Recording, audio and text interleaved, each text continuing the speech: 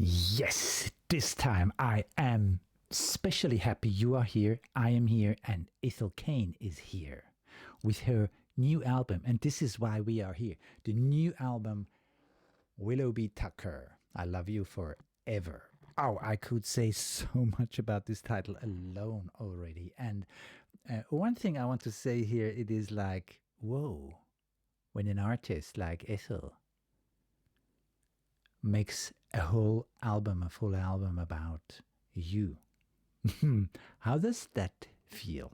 Anyway, here we go on. I woke up this morning and for some reason, I went to check because I knew America is still asleep. When I wake up early in the morning, America is still asleep. And then I thought, okay, I don't want to miss when the album comes out. And what do I see? It's already there. And I stopped my breakfast and now I'm sitting here and doing this album. And yes, there is another one. Also, I have to say here, it's more kind of like something private, but I can't hold it back. November 4th, this year, Ethel Cain will be in Zurich, in a place close to me. I am actually touched. I will see her live. It is great because so many things happen somewhere else. Switzerland is not the big place, for example, music. And Ethel is here. I am so excited about that. I got the tickets already. Everything is set. And I will be there. And I can't wait. Okay, good. Said that, we go into Janie. Janie, the first song of this album. And I am excited. I am also ready to go on a journey which will do something with me. On each song, after each song, and after each album I react on from Ethel, something changes in me. Let's see what it will be this time. And maybe you go along with that. Maybe you realize, or maybe you feel into yourself. Okay, I guess the most of you have heard the album already, but listening now to my reactions also, maybe go inside of you and check your feelings, check how you are, check what is happening. And when you went through this reaction, or a part of this reaction, maybe you listen to a few songs and then you make a break, check again what happened. Check again what changed. And don't just walk through. Try to feel what has happened. Sometimes we feel the change is not right away and maybe not in the actual moment, but later on. We can go and compare and see, wow, I got a weight there, I got a burning there, I got an understanding there, I got a relief and solace there, or question marks, old question marks or new question marks. Things will happen during this album. Okay, I said enough. Let's give the word and artwork to Ethel and listen into Janie.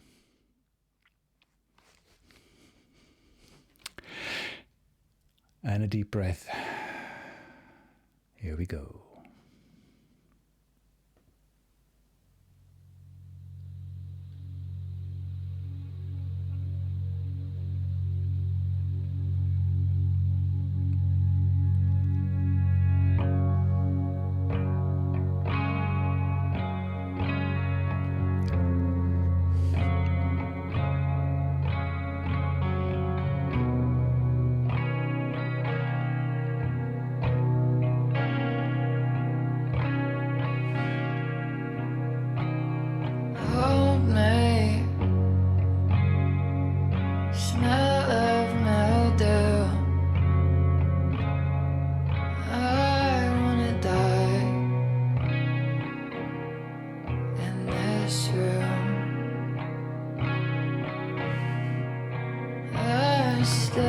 shake just by nature. Easy to hate, easy to blame. Shoot me down, come on, hurt me. I'm wide open and deserving. Oh, it's really hard for me to pause here because I so much want to listen more of the song, but I will go back far and to listen that again. And I leave it out. I leave out Willoughby Tucker, I Love You Forever, and Janie. Who is Janie? I let that go for now, and I just take this first few words of this journey, and I find myself, I find Ethel in that room of mellow and want to die there, and easy to hate, easy to blame, shoot me down. There is yes, this is coming to a point on which it's okay if everything ends. It's okay if everything stops. There is nothing to go for anymore. And then it slipped over to these moments. I was in situations like that where I thought, where really, I didn't even think it. I kind of felt, what is there left to do? Is life meant to go through these painful moments and there is no way out?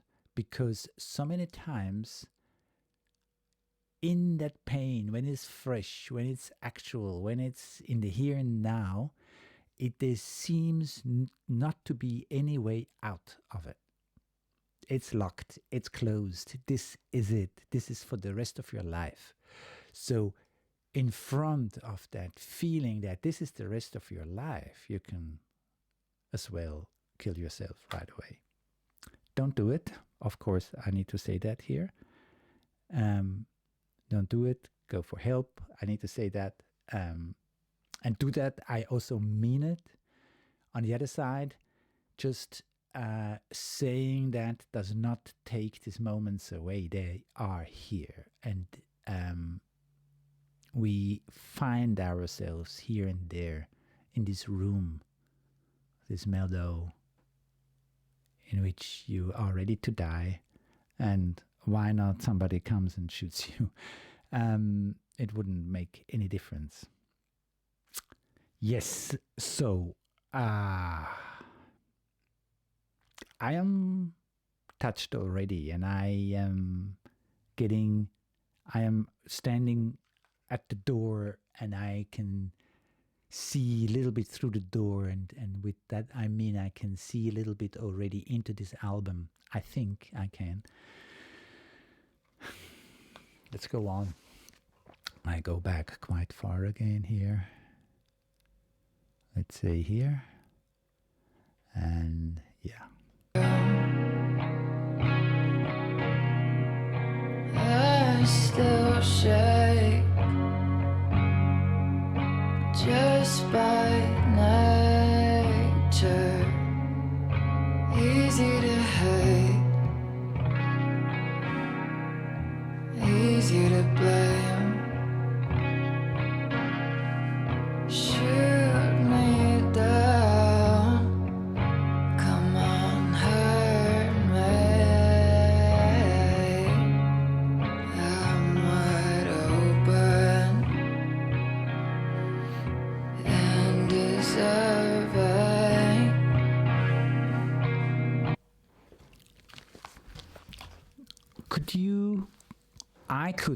Could you describe this situation and this feeling, this atmosphere, this vibe, this energy better than this here? I don't think so.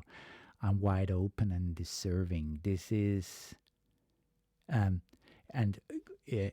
compared to when she says it's easy to hate and easy to blame, and this goes already a step further, because blame and hate are coverings. They cover something up. So instead of giving in, you fight, and when you fight, you are not there what actually happens in your body. You blame because of you, because of you, because of you, or you fight. So as soon I won against you, I can make you out of my life, and then my life is great again. And this is not looking at the real point on where you are. So my interpretations of this song. And then it goes on. Shoot me down is already this first giving in. Come on, hurt me. I'm wide open and deserving. This goes into a total other situation, and it's goes away from blaming others, fighting.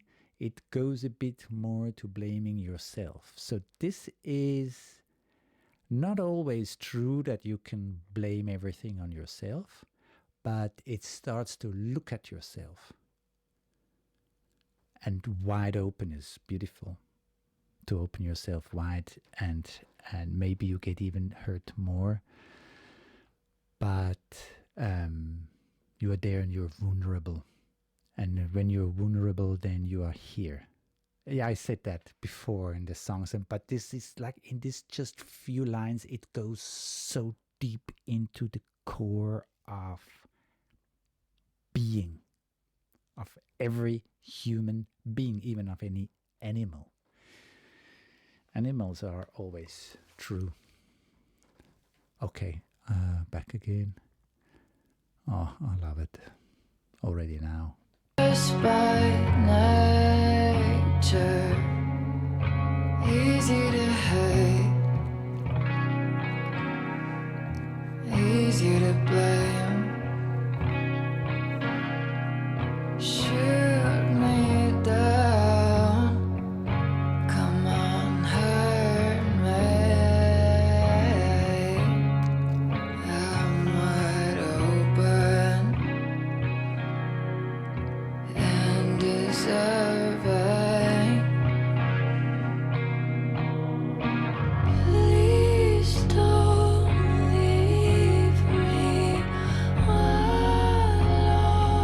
always need more. Please leave open your most quiet door. I know she's your girl now, but she was my girl first.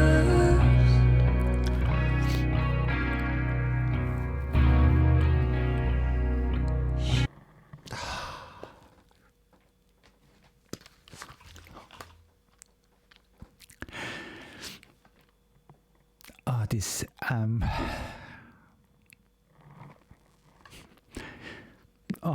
okay.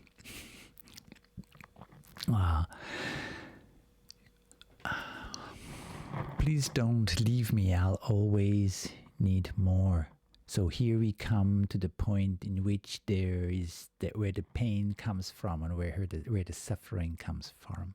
And when this is maybe one of the worst things when somebody leaves you, you need. When somebody leaves you, you love. When somebody just suddenly goes away and leaves you back with all this love and energy and unanswered questions and all the things you wanted to say and show and give, and you're suddenly there, and this person which was so important to you is leaving or left, and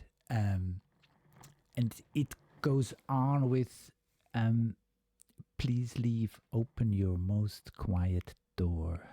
What is the most quiet door for you? When I hear that, then the most quiet door for me is that space when there is connection. True deep connection between two hearts, two souls, does not need any words or actions. Maybe you, and this is so beautiful for me how this comes into this song. When you feel connection, just when you look into each other's eyes, and it can be a second, it can be 5 seconds, it can be a long time. It can be that you don't even know this person, but you feel something goes straight in. And this is a quiet door. Oh, this is so beautiful. This is really, really beautiful. And somebody is leaving. Janie probably is leaving, and she's just asking her to keep open her most quiet door, the connection, at least the connection. You don't need to be together. You don't need to text each other all day long or call or whatever, but if the connection stays, you will feel it. Next time you meet, you will know the connection is. And I know she's your girl now, but she was my girl first. So somebody else comes in, and I guess Janie turns away to this new person. And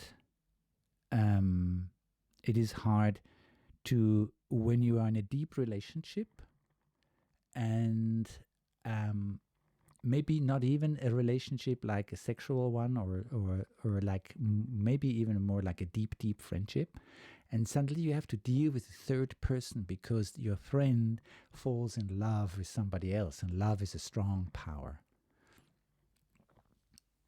And all you can do is, hey, I'm still here, so there is this other person now. You are focusing also on this person, but I'm still here too. Can we somehow stay in connection? But she was my girl first. She was my girl first. This comes twice. And the but she was my girl is kind of like claiming something. It's like it's like really putting out there, this is important. She has also a right to be with Janie, who is leaving, as it looks like, for somebody else. Or it's sometimes not even really leaving. It can be leaving, and they are gone because they think they found the love of their lives, and now everything is amazing.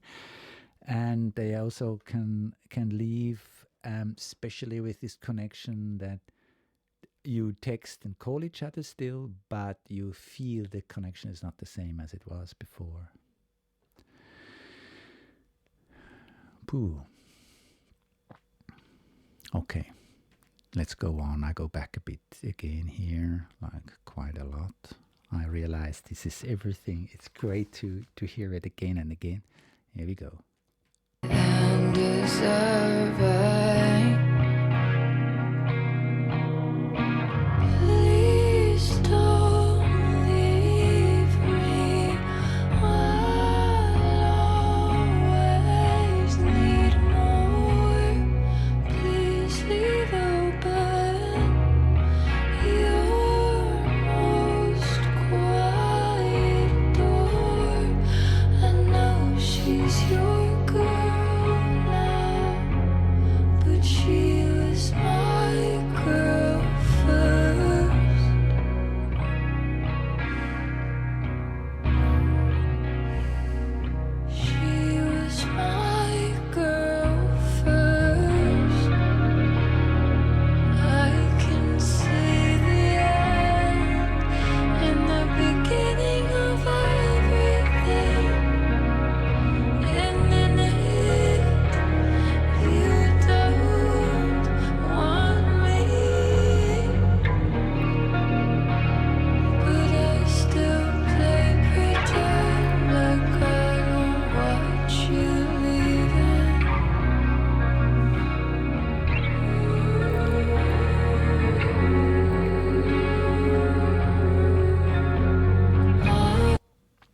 Okay, my timing here.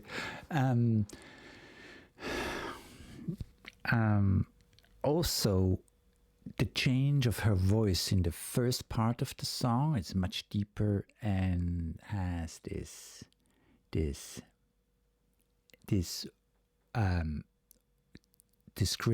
describing what is, describing where she is, and then when she starts really to talking to Janie, then her voice comes far up and becomes so vulnerable, like so fragile, and is a much higher up. And this is so amazing with Ethel. This is what I love so much, because she does not stay with this one unique voice she can do. She plays around, and it goes with her feelings, it goes with the song, it goes sometimes also with the lyrics, or against the lyrics, or totally against the feelings. This is a beautiful play she has, and she does a lot. This is just this is just cool. And now, and in it, you don't want me. So she feels that the beginning of the end, and she turns it around. I don't know. This is cool. I can see the end in the beginning of everything, which goes to me that you start to interpret a lot of things, and you can do that. A lot of actions or words that you can interpret it in, this person will leave me soon. This person is talking actually about leaving. But anyway, in the end, in the beginning of everything, and in it, you don't want me. That's the pain. To feel and realize there is no space anymore. That's the pain.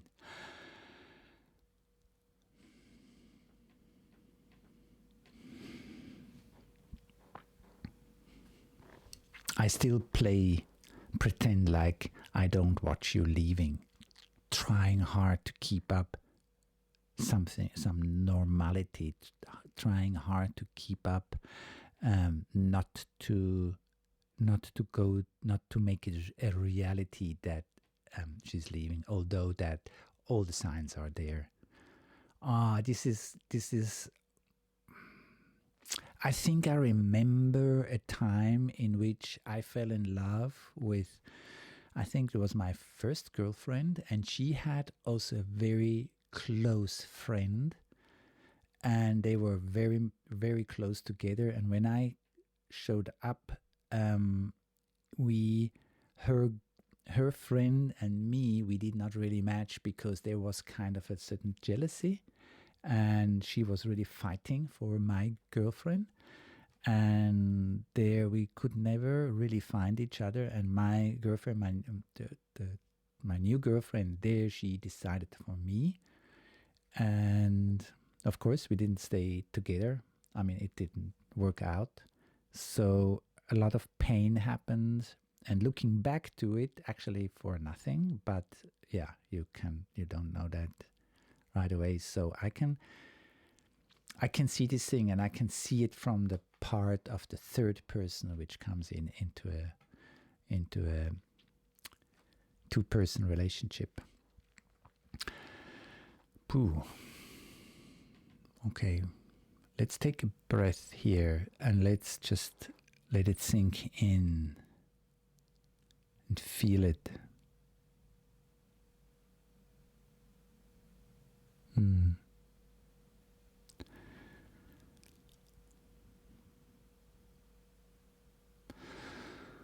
another breath, and yeah, let's go back a bit again.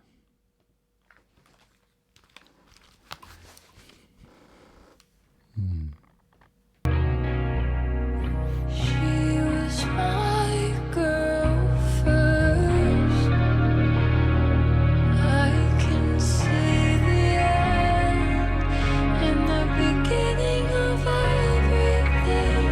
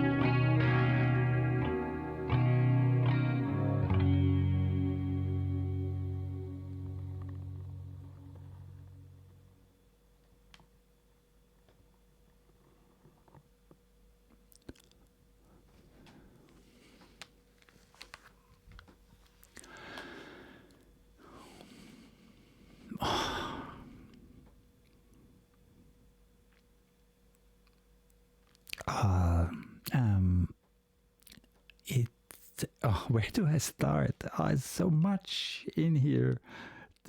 So much. The voice came down again, and because she came back to herself, into her feelings and what is there, and what she feels there, and what she sees there. So when she went out to Janie, then her voice came up, and there it was the part in which lives still there of this love, and they're together, and it's not giving up this part. And then here in this last part, the voice comes down again, and the questions come up. Was it good? Did it ever look good? And she realizes, was it really good, or was it also kind of a dream, something you want, you wish, but there's not much of reality in it? And then there this conclusion, I will wait, because this is not giving up hope. This is not giving up that it can become true one day. And why not? Keep these things up. It is good. It is okay. It makes you a person who believes in love, who believes in being together, who believes in connection and real friendship. Just don't give that one up. And even though when you see that, and this is another part, like she will develop into another direction while Ethel stays where she is, which is not totally true, because in that there are changes also in Ethel, because she needs to adjust to this situation. And it will change something, but the point is actually they won't develop with each other and next to each other anymore, and not into the same things, because they do these things together. They develop, actually in a different direction.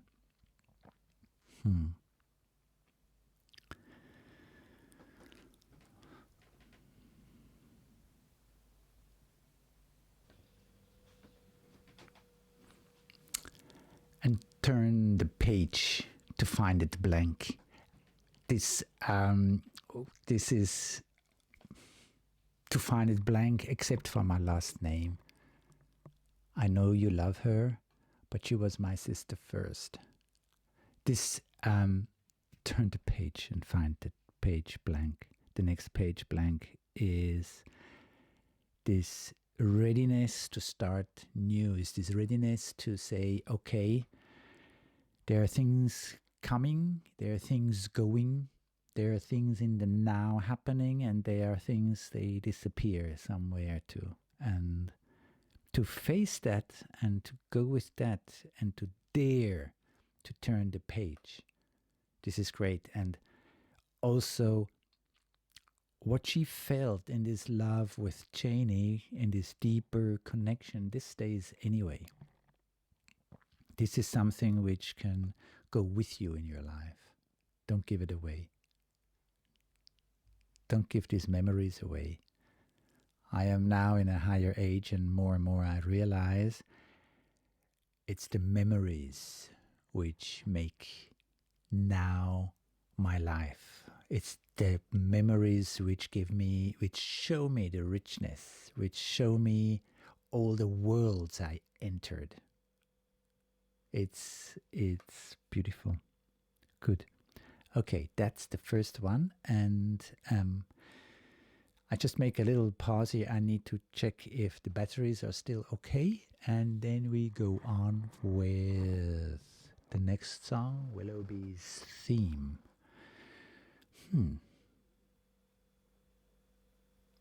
Oh, great. Thank you. See you in a second. Willoughby's theme. Okay, let's go in there. And it is, no lyrics.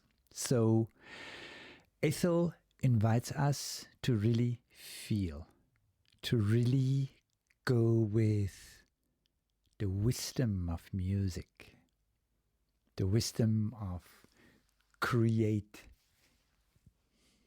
things with sounds. Amazing. Okay, here we go.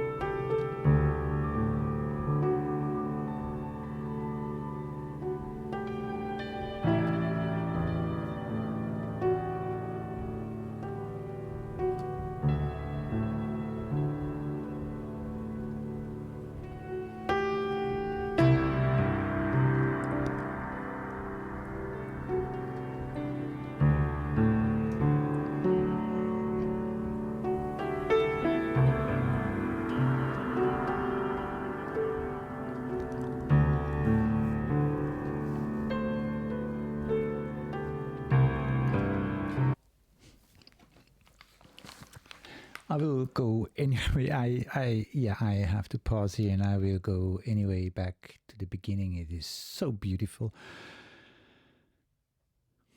Love, and it opens up, and it's Willoughby's theme. It opens up his world, or what you experience to be with him. The piano, which has, to me, so many colors in there. It goes in, it's very slow, and it goes into different kind of energies, atmospheres, and then this lower, this dum dum dum, this solid foundation beneath. So. And then in each one of that is this feeling and connection. And it, to me, it opens up something like trust into what you don't know. So only with trust and opening up for connection, you can go into what this music is saying, or the feeling of it. It is silent. It is giving you space, and giving you the time to enter that space. And in there, I realize also in there is on one side, there's this beauty of a human being who is vulnerable, who has a lot of colors in him or her, and you fall in love with that. It is going into love with that. And it's still an unknown field. Yes, it is something, it pulls me into this room, and I want to be in this room, but I have no idea what's in there. And makes me totally curious to get to know this space. But listening now to this music, it is a beautiful space, and I am already in it. And I am starting to get comfortable in there. We start again. And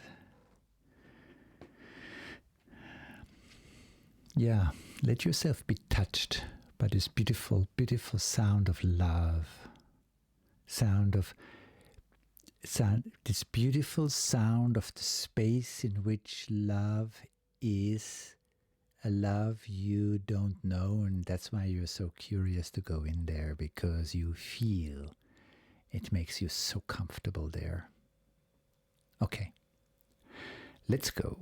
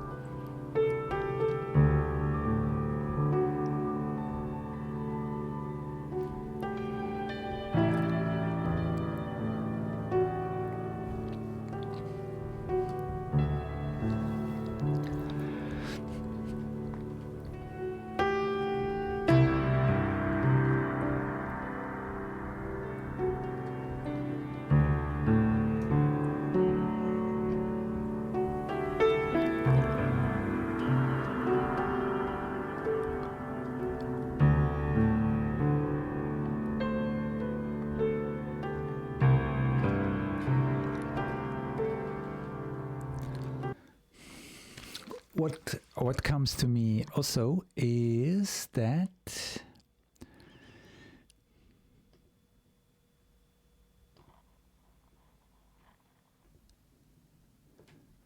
it's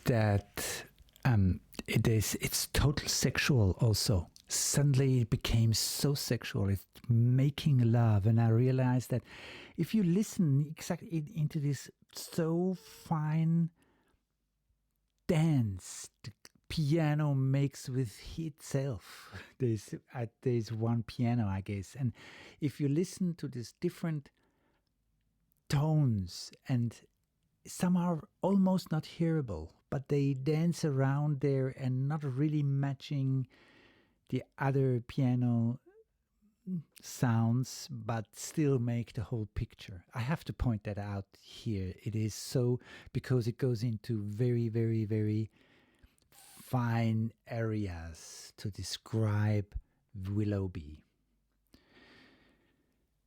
and to describe how it is to be with Willoughby, to be part of his world. Somehow like that. Wow. Back again a bit here. I think it was about here, maybe.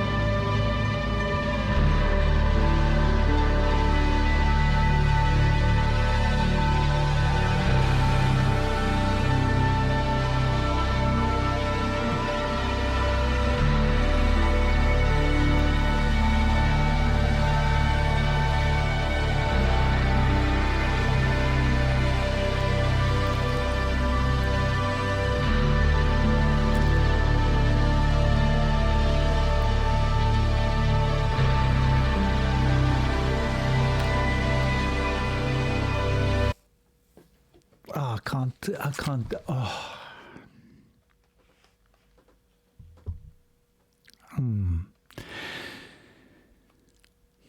I don't know. There's again so many things coming in, and I can't put together. It leaves me in a very desperate place now because there was this love part, and then the whole music became much stronger and much more powerful, and went into this like force which actually kind of lifted me up, and I thought, whoa, is this put in music this amazing energy and power of love.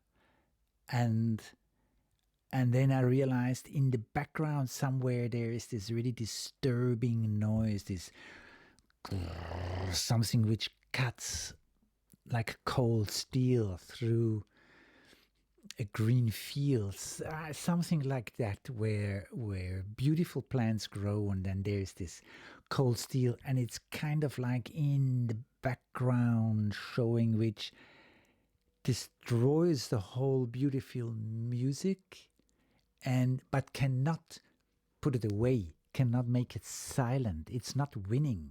It disturbs it highly, but it stays. So to me, and I've suddenly felt I am also stuck between this amazing, beautiful power feeling love can have, and at the same time the pain, with this sound in the background, in the back somewhere, but it's really almost, sometimes I just heard that sound because it was so painful actually to hear that. And it's both at the same time the pain and love, as it would not be possible to have one or the other only. And and since it's also a theme, maybe this theme could go anywhere. It could be with Willoughby that she, Ethel, experienced this beautiful, beautiful kind of perfect love, and then he left or she left or whatever happened. Or it can also even maybe has a connection also with Janie, and in which Janie is, or in which all three of them are, that it seems not to be possible to have a love without pain. We dream of it, we wish it for us, but it seems like maybe there is no love without pain. Okay, and let's see where it goes. There are both things in it, and I'm stuck there, and I don't know if I like it or if I love it, because I have both at the same time in these sounds. I'll go back again a bit, and let's go on.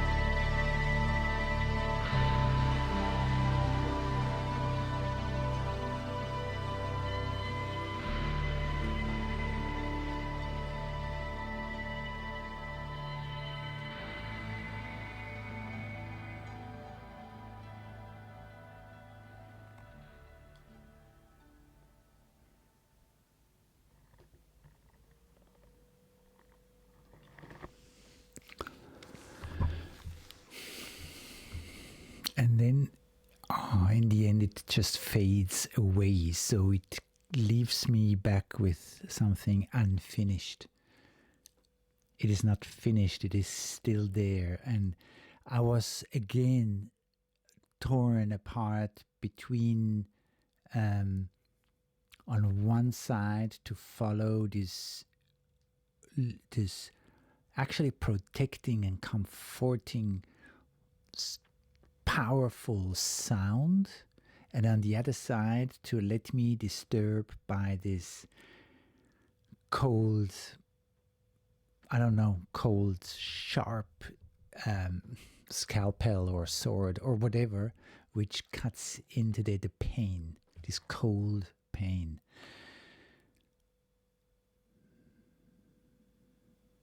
It is all about, and this, yes, and that one disturbing sound is old. It is very old. To me, it goes even further back than just what happened, because the sound, the tone is kind of like old. It sounds like something very, very old, like you'd be in a place with very old machines which just run and do something, but nobody really knows why. But there is a reason in the back. And if I go into this age, then I go back into long ago happened things, long ago traumas.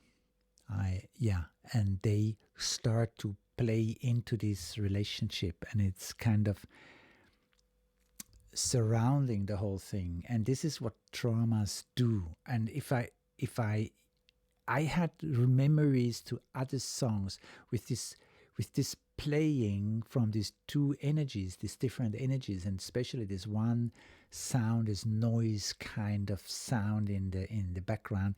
It remembered me to other songs also from Perverts, for example, and which stayed really inside me, and which go to traumatizations in earlier childhood. And this is also playing here. So what is love? How do I get there? How do I bring myself into love? And when I have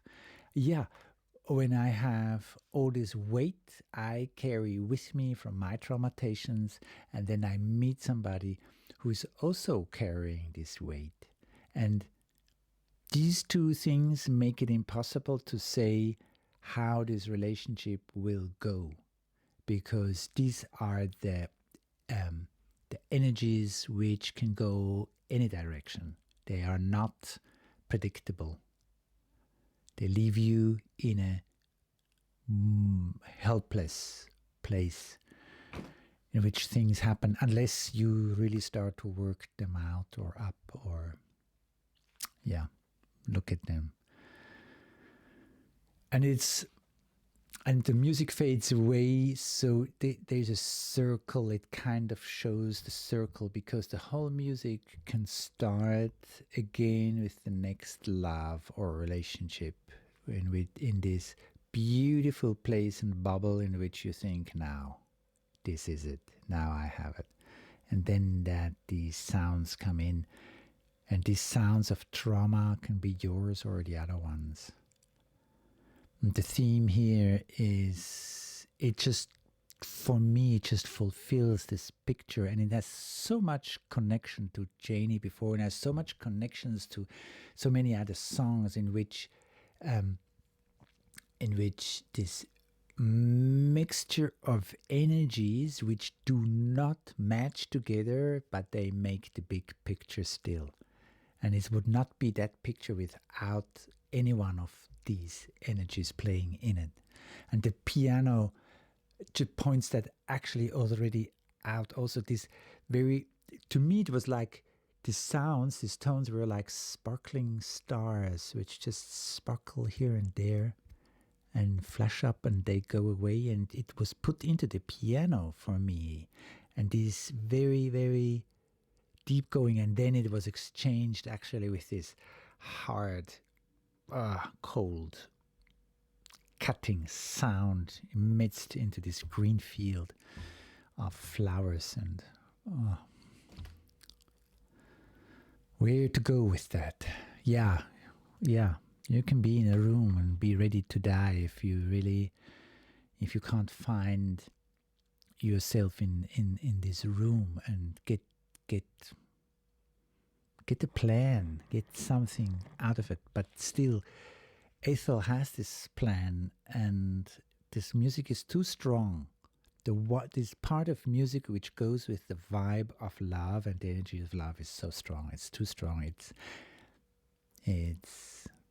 I think maybe it's my hope. I think it will win in the end. It will be successful. That's mine. Cool. Great. Okay, one short break and we go on with, I'm not sure. This time I have a plan here. Fuck me eyes. I did that reaction already. It's a second reaction. I'm happy for that. I get a second chance to go into Fuck Me Eyes. Thank you.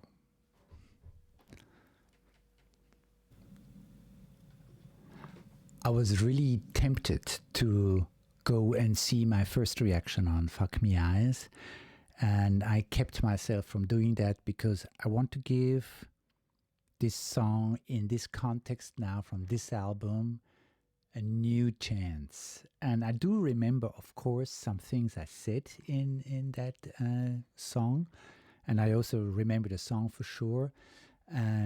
But I try now, after the impressions of Janie and Willoughby theme, to feel the song new. And yes, I think this isn't hard to do with Ethel's song. There's always something new to discover. Anyway, good. Let's go. Yes, take another breath and whoa, it is already doing a lot with me, this album and these songs we heard until now. So I see what happens now. Fuck me eyes.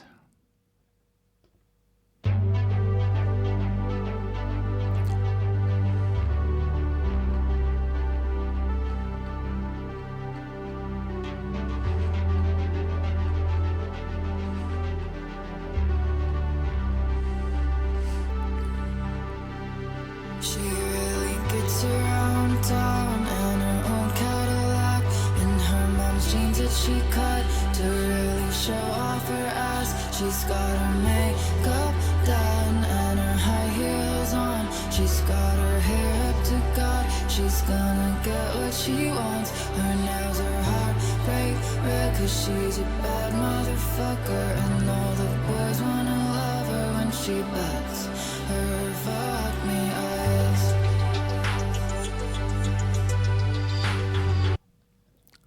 What a strong,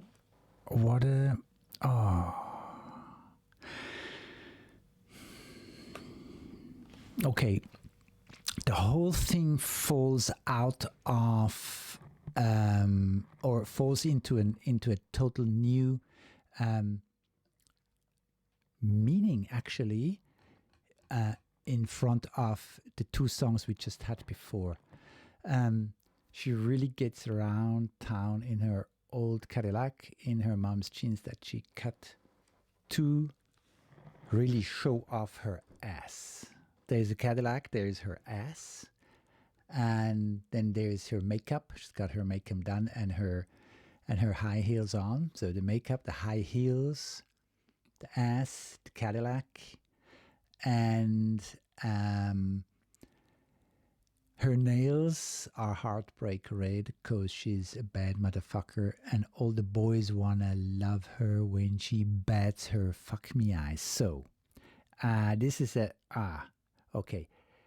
In the first two songs, we were inside the box of love and of vulnerability and soul and heart. And with just these few lines, it just pulls me out of that box and it goes somewhere where neither the heart nor the soul counts, nor the feeling counts. just the outside. The makeup, the nails, the car, the ass, whatever. And all the boys wanna love her. And this is kind of, biting me a bit.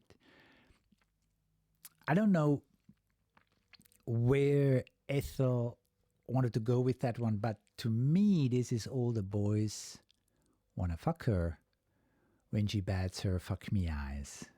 What else? She's giving out this one thing which is not connected to herself. So we ended up now in this make-up things. So this is, everything here is made. And it is not happening, it is not authentic. It is not what it is. Nobody knows the feelings of this girl she is describing here. And I tried to find out if this is Janie, but I don't think so. But who is she? What does she feel? Where does she go? And one thing is for sure, that she is going probably for love, and does all these things to at least get the attention.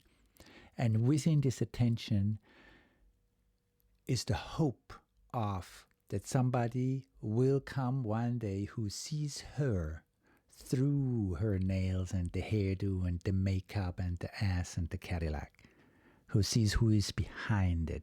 This part behind is screaming. This part behind is see me, or give me a space in which I can show myself. But this part also at the same time is so deeply hurt that it's not daring to come out with feelings, because the feelings can be hurt. Desperate for looking for, yes, attention, love, be seen. Okay. And yeah, in front of the other two songs, this is also the voice, the way Ethel sings it is I love the voice she has here. It's very sexy. It's erotic, maybe not sexy, but erotic. It kind of pulls me in. It makes something with me, but at the same time keeps me in distance. I feel like I don't have the time and the space to go into what this voice offers me. So it's kind of like beautiful to hear, and I want more, but each time I get there, it's gone already in the next one. So the lyrics also going really fast. Compared to Janie, this is really fast. And compared to other songs I heard, this is going fast here. So I love this voice, but I'm not reaching into it. And this is, for me, a beautiful example of, or comparison of, the feeling with somebody who has an outside show in order not to show the inside. Who is she? What does she feel? What is she doing? What is she asking for? What is her wish? What is her desire? This girl here with the fuck me eyes. Okay. Maybe let's go on. I'm really early now with all these things I'm saying here. So let's go back here. And I start from the beginning again, because it's just worth it.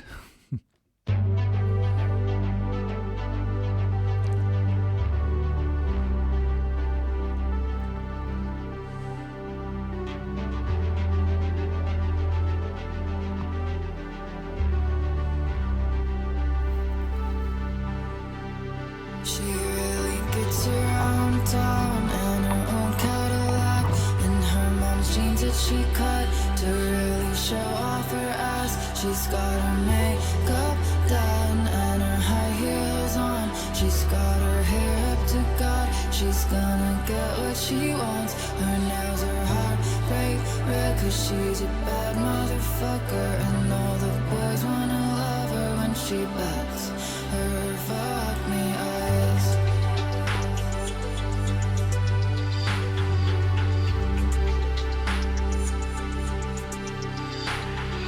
She goes to church, straight from the clubs. They say she looks just like her mama. Before the drugs, she just laughs and says, I know. She really taught me well. She's no good at raising children, but she's good at raising hell. Her daddy keeps her in a box, but it's no good. The boys can't get enough of her and her honey. Fuck me eyes.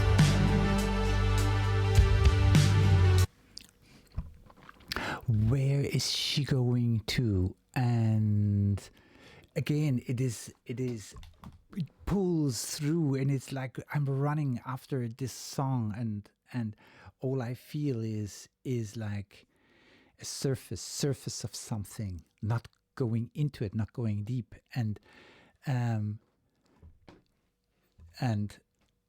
she goes to church straight from the clubs. This is a lifestyle, and it reminds me of going to the clubs and going straight to work after. And because work and all and church or whatever there is, which is more kind of like cultural stuff, is never as important as a club, because you need to be in the club and you need to be till the last minute, and then you straight go to work because there's no time anymore to sleep. And then they say she looks just like her mama before the drugs, and she just laughs and says, I know, she really taught me well. This is not going there to feel what people say and to feel what people say about what happened. When you have a mom and she got into drugs somehow, one or other way, this is painful. This hurts deep.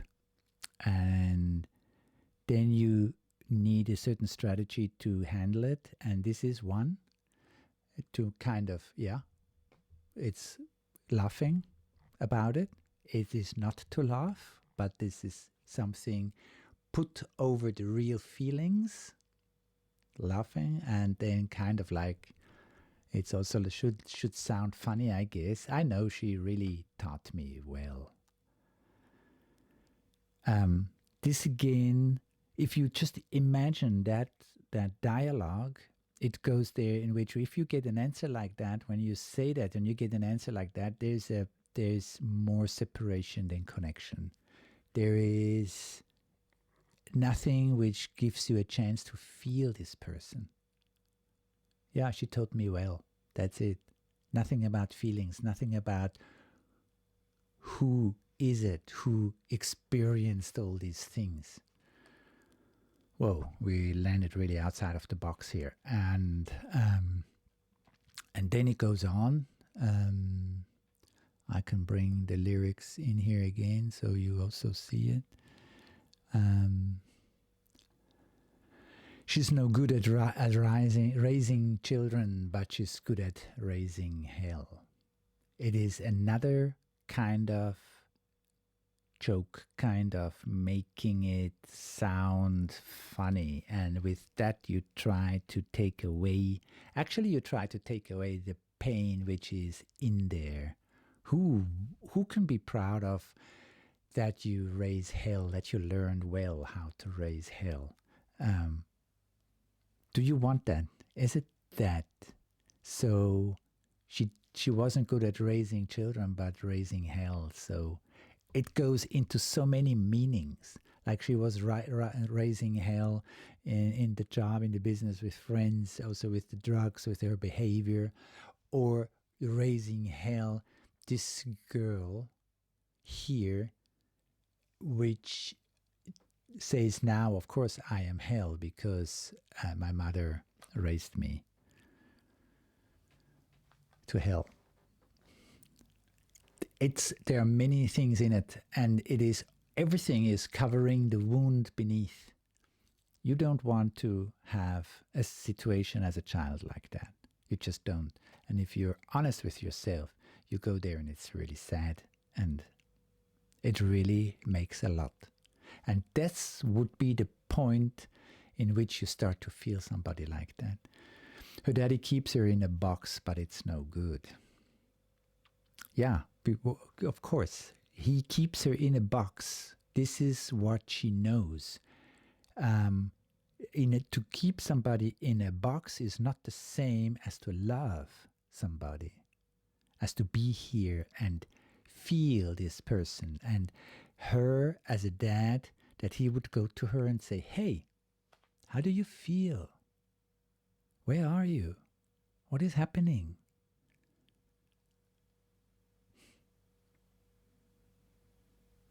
I don't even want to know how this box looks like he gives her, because it's not the box she's looking for. It's another box she's looking for. This starts really to touch me, and I realize that in the context here, it is this vulnerability, and it is this pain which to me goes hand in hand with the two songs before, in which love got hurt badly.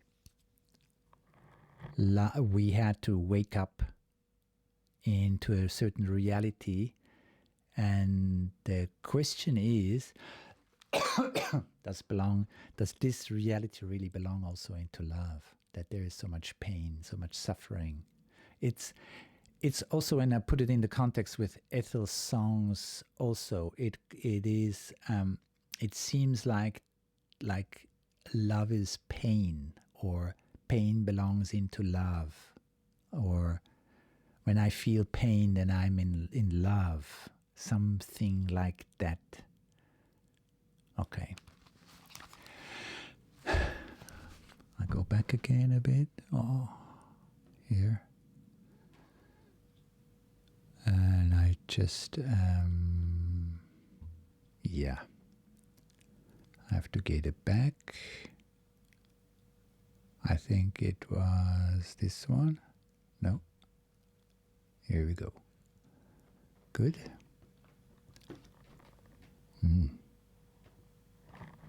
Okay. No, sorry. Oh. Sometimes my mouse clicks things I don't want to click. Okay, I go back again a bit here. So let's listen to the whole thing again.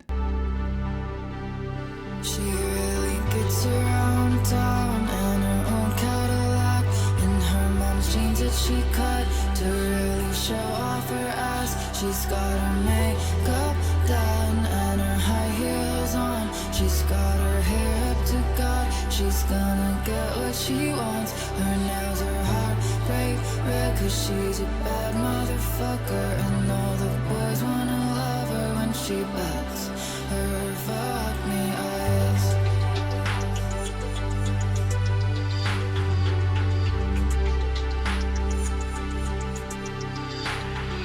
She goes to church straight from the clubs. They say she looks just like her mama before the drugs. She just laughs and says, I know. She really taught me well. She's no good at raising children, but she's good at raising hell. Her daddy keeps her in a box, but it's no good. The boys can't get enough of her and her honey fuck me eyes.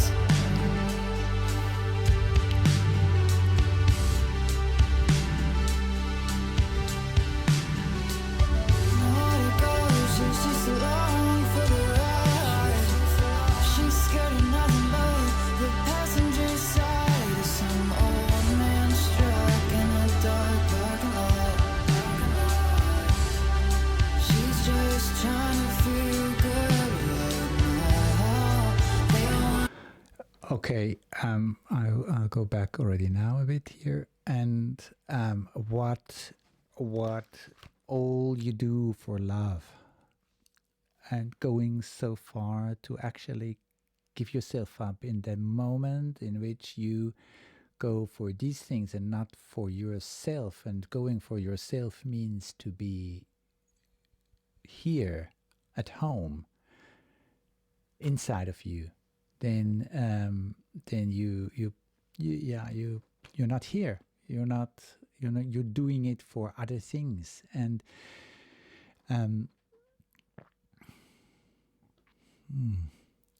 she's scared of nothing but the passenger side. If you sit in the passenger side, you're going there where you trust something. And when you trust something, there's a certain opening. Then you become vulnerable because you trust in something. And then if you get disappointed and your trust is not honored, then you will be hurt.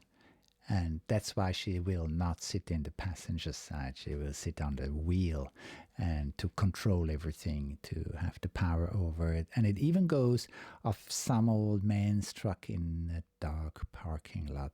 She's just trying to feel good. Can you feel that, where she goes and what she does just to feel good, just to get this attention, just to get this focus, just to get whatever it is. And if it's just because this guy saw her fuck me eyes, and it's her fuck me eyes he is going for, nothing else. And this is in there. It is this scream. I hear the scream of see me truly. Just trying to feel good. Trying. It's not that she feels good. It's this try. Maybe this time. Maybe this time. Maybe the next time. Maybe this guy. Maybe the next guy. Maybe. And when I'm with the boxes and I realize she's in this truck in this parking lot, she probably drove there with her Cadillac. She is sitting in this Cadillac, cruising through the town. It is a metaphor, but it's a beautiful metaphor because she is searching in the outside. She is searching around the box because she knows what she wants. In deep inside of her soul, she wants to be loved for who she is. Not the hairdo, not the makeup, not the heels, not whatever, for herself. And she can't find, and this is the box she's looking for, she's even driving around that box the whole time, but she can't find the entrance. She can't enter the box. It would be in there. But she tries to keep it outside, to find it outside.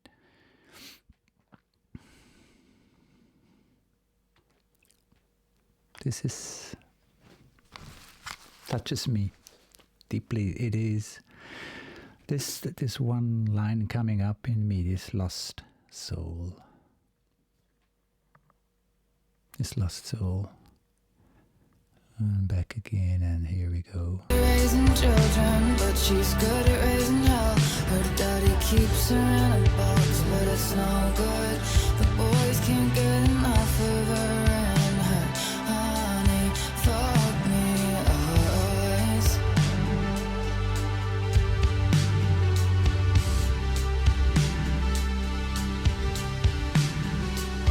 Nowhere to go, she's just along for the ride. She's scared of nothing but the passenger side of some old man's truck in a dark parking lot. She's just trying to feel good right now. They wanna take her out, but no one ever wants to take her home.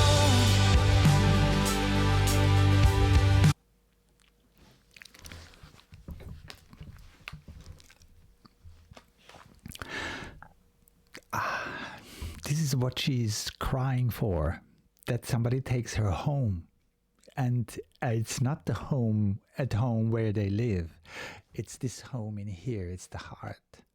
to take them into the heart, to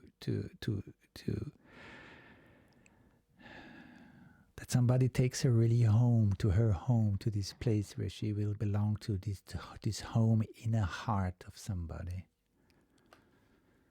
They all want to take her out, but no one will take her home. They take her out, and if, yes, it is a real taking out in any sense of these words, of the meaning. It's like, give me what you promised and then bye-bye. And these eyes keeping promises, these eyes keep promise things. But she has no other way, because the hurt and the pain is too big. We cannot just say, okay, open up yourself, go there and find true love with showing yourself. We can't really say that because the pain is too big. It's a lost soul. I almost don't dare to go on. Okay. I have to go a bit back here, and I need to have this loop. Okay. They wanna take her, but no one ever wants to take her home.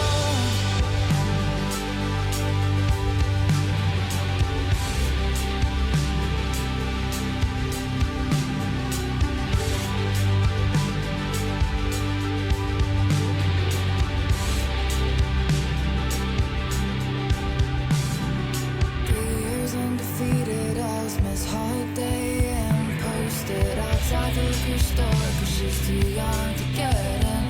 They ask her why she talks so loud, what she do with all that mouth. Or if you're not scared of Jesus, fuck around and come find out. She's got the radio and blasting with a big white smile, pretty baby with the miles.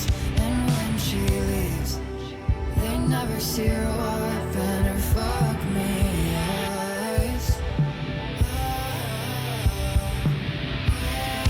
Oh God, she's just along for the ride. She's scared of nothing but the passenger side of some old man's truck in a dark parking lot. She's just trying to feel good right now. They wanna take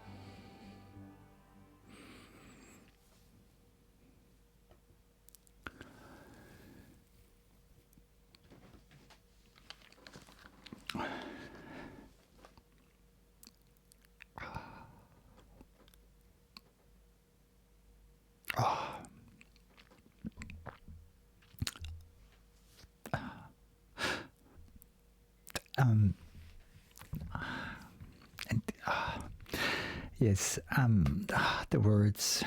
I don't know. Is there anything to say? Yes.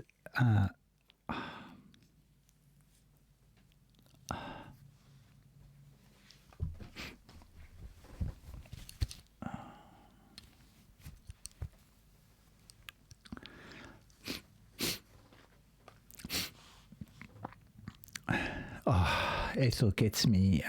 I can't. Yeah. Okay. She really gets around town. Is ending.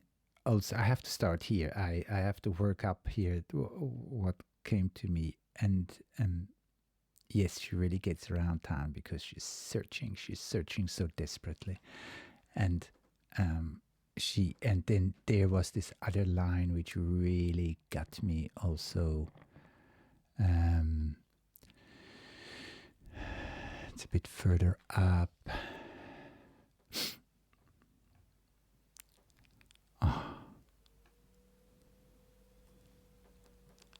Here. But I'll never be the kind of angel he would see. This is such a lost place. I'll never be the kind of angel he would see. There's something, no matter what I do, he won't see me. I can scream and go and do things and he'll not see whatever. And especially, definitely not. And all the hairdo and all the nail polish and high heels and showing ass and all these things. And she's singing also to be the kind of angel, but I'll never be the kind of angel he would see. So she changes there to herself.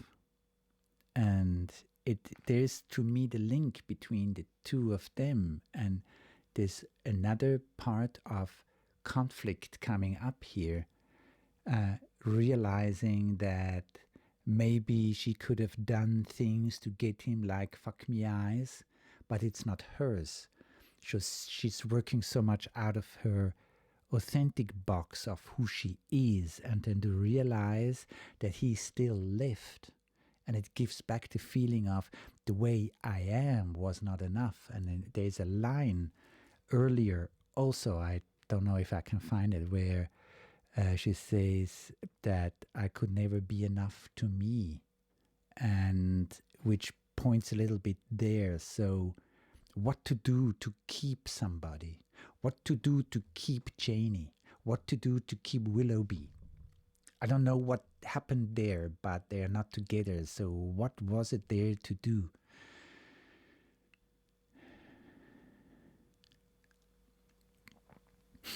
So all these things, all these three songs come from the same pain, and they're different situations, but it's the same pain.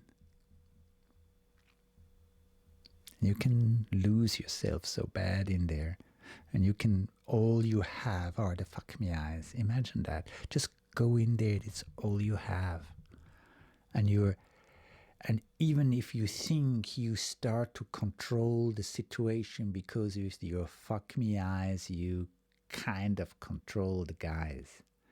At the same time, this same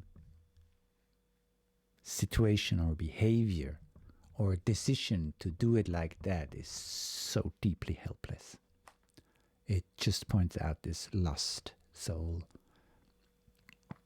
If we could all when we meet these things, and she says it also, I don't blame you, I don't hate you, because it can happen to each one of us anytime. And how many I developed strategies like that, and I probably still have, because I do not go, sometimes I do not go there where I say what I feel, but I think I can make the others feel or realize how I feel, so they give me what I need without that I saying it.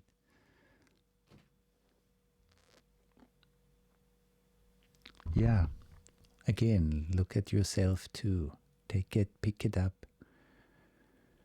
Are you enough to yourself? When you are enough to yourself, you don't need to put the nails on and the high heels, showing ass.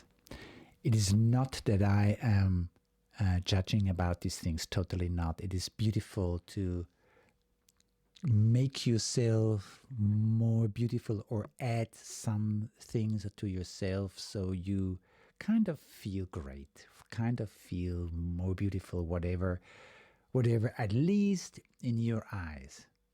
There's nothing to say about it, and you can walk as sexy as you like. You can walk with nails or high heels or whatever that is, as long as you can really enjoy it and you're still like with yourself. But if you feel something behind it, if you feel a desire behind it, if you feel something, then also go there to feel that and bring it out. Bring it into contact with people. Bring it into contact with a human being which touches you, instead of showing your ass. Great, Ethel. Thank you for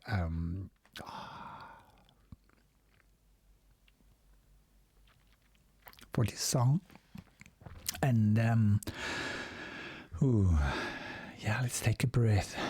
I don't know how it is for you. I'm totally deeply touched, and I hear this song now the second time, and no, actually more. I was listening to it after the first reaction, and it still goes so deep. It is still so, I feel this lost soul in there. And yeah, thank you, Ethel, for that. Thank you for you also being here. And we go on with, Nettles.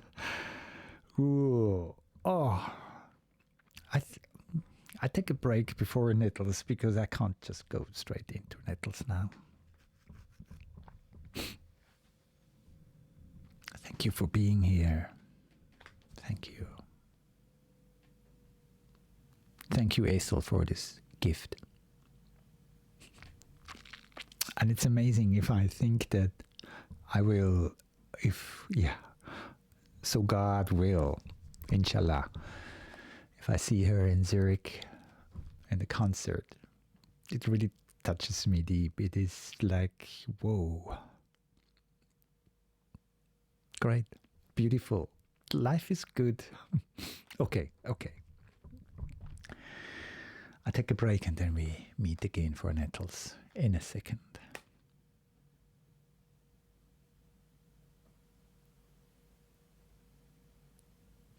Feel yourself. Feel what it does. And maybe also go back to the beginning and what was with you, how you felt in the beginning, and feel now what is here. Feel now what changed. Feel now how it is to be in the energy of Ethel Cain and my words and your feelings and what you hear and see and feel and start to know. And enjoy it. Enjoy yourself. There's a lot to enjoy.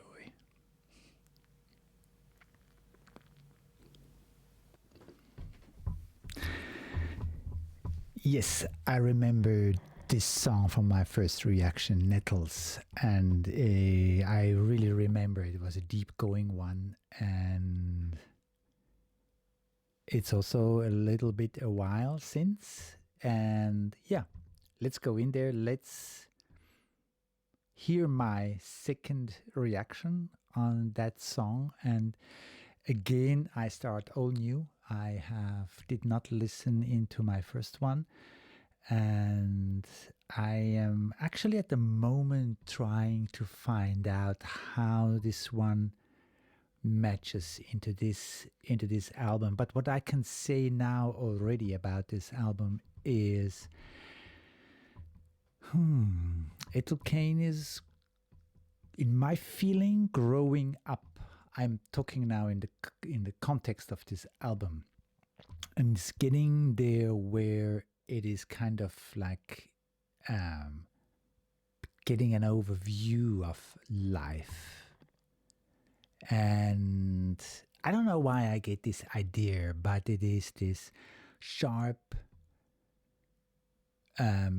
look, this sharp observing of what life brings and does, and always there is the mixture in it of true feeling and love also at the same time.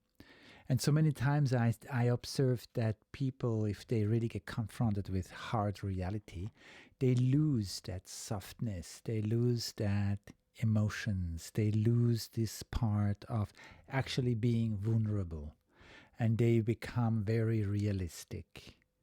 And in that pessimistic or optimistic or whatever something, but not feelistic. I just created a new word. I don't know if this word in English exists, but I like it. Feelistic. So, yeah. Netflix, Nettles. Oh, yeah. Here we go. That's the next song, and let's continue the journey. And yeah, I meditated.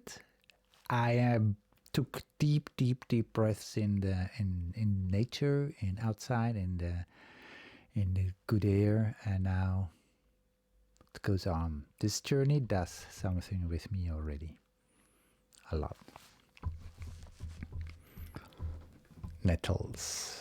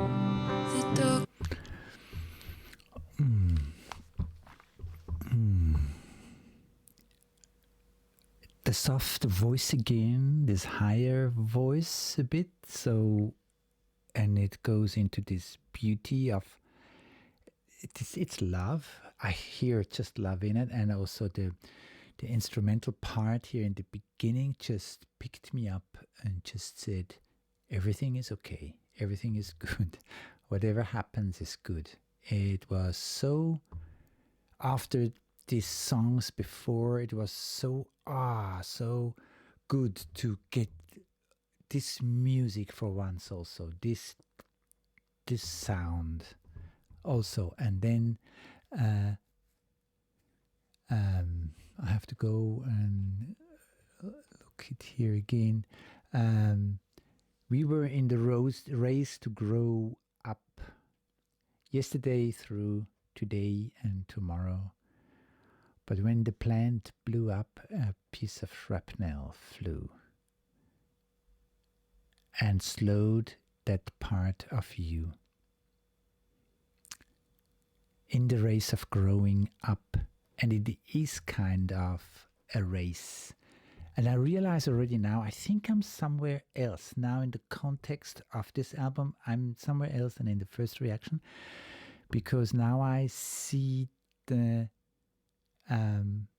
we are in a race. And I remember this, I don't know if I said that in the first reaction already, but I remember when I was like growing up and I thought, when I'm 18 years old, then I am there. This is the goal I need to reach. 18 years old. It was a number I had to get, because this number here in Switzerland, then I'm an adult. Then I'm out of anything. I can go into every bar I want. I can buy what I want. I am free.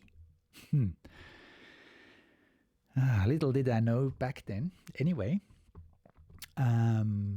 And now this piece of shrapnel, after the plant blew up, a piece of shrapnel slowed that part of you down.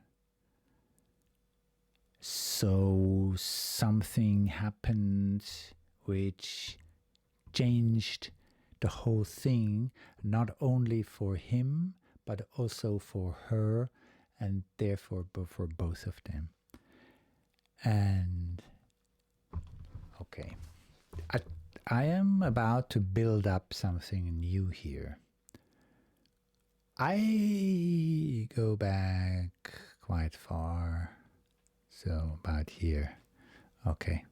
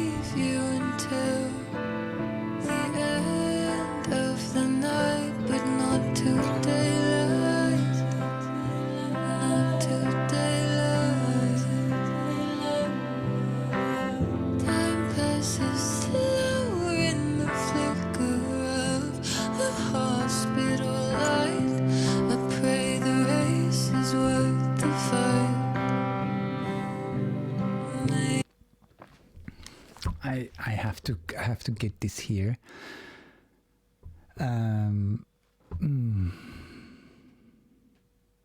So the doctors give him till the end of the night, but not till daylight. Not till the next day. He won't see the world anymore. it will stay in the night and he will leave in the night. So the shrapnel really took him out of life. And it's these words which describe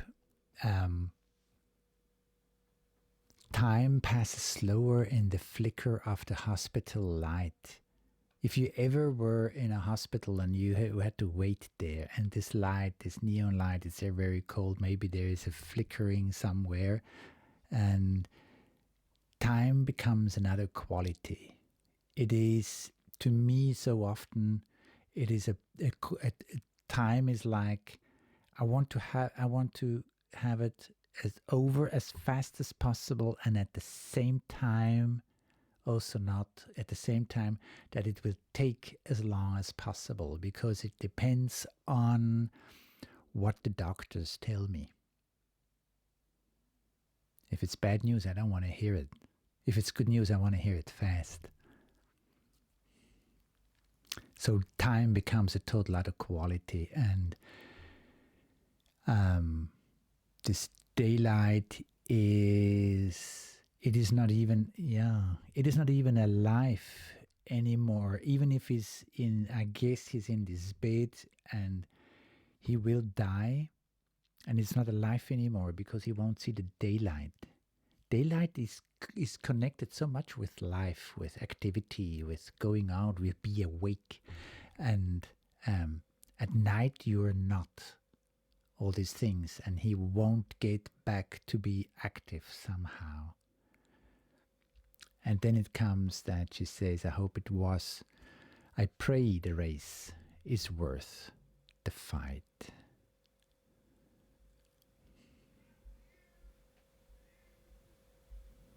Yeah. I pray the same. I pray that this race, this running, is worth the fight to go with, because life can have other plans sometimes.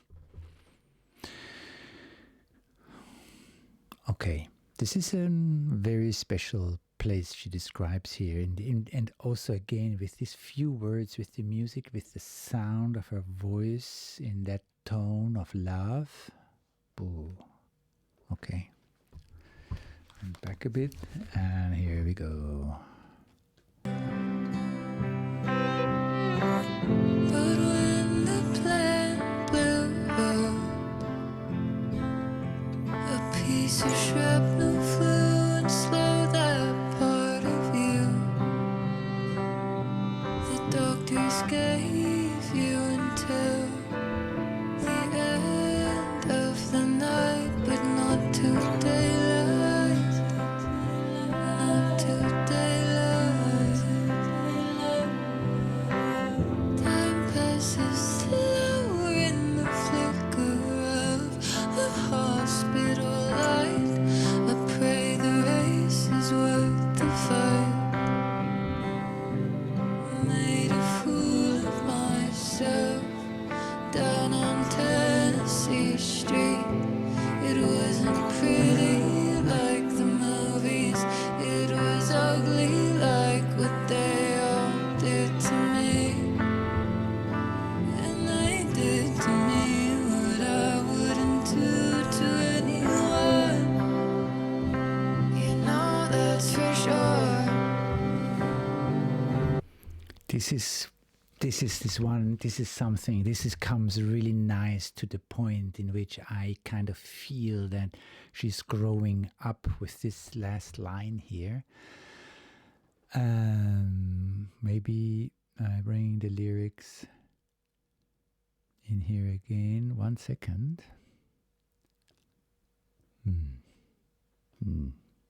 Techniques. So, okay. It was ugly, like she made a fool out of herself in Tennessee Street. So I make this connection now to be on that bed and he is dying. And it comes in this feeling of what is happening? Why is it happening? It is a place in which you really try to find something, find yourself, or find something to hold on to. And then she made a fool out of herself somewhere in some street. I'm not sure. I think it's in her hometown or where she was born. And then it was ugly. Let me see. Made the fool out of herself down at Tennessee Street.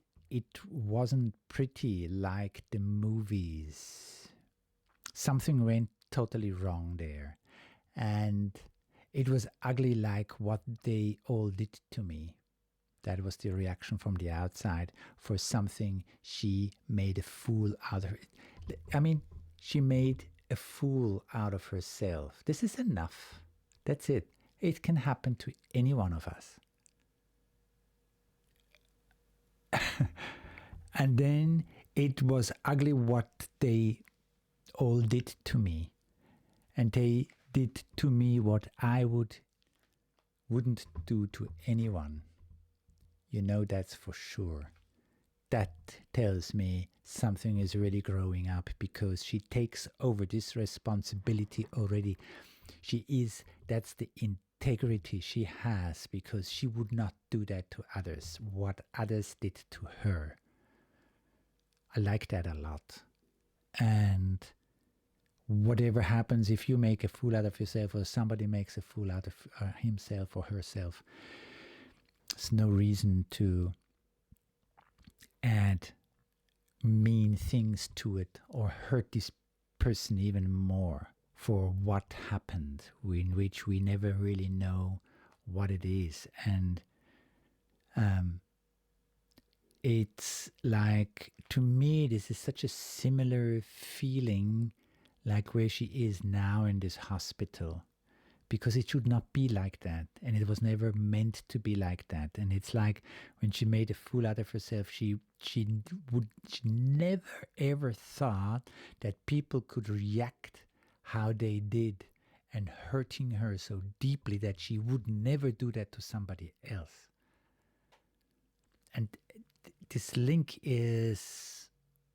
helps me so much to get to this point in which, for example, I ask myself, what do I do when I'm there and somebody is dying? I have to let somebody go in a situation like that, in a flickering room in the hospital with a flickering light, and doctors say he won't make it till daylight. It was never meant to be like that. Never. Boy, this is strong. This is so strong. Go a bit back again, and here we go. We're in the flicker of the hospital light. I pray the race is worth the fight. Made a fool of myself down on Tennessee Street. It wasn't pretty like the movies. It was ugly like what they all did to me. And they did to me what I wouldn't do to anyone. You know that's for sure.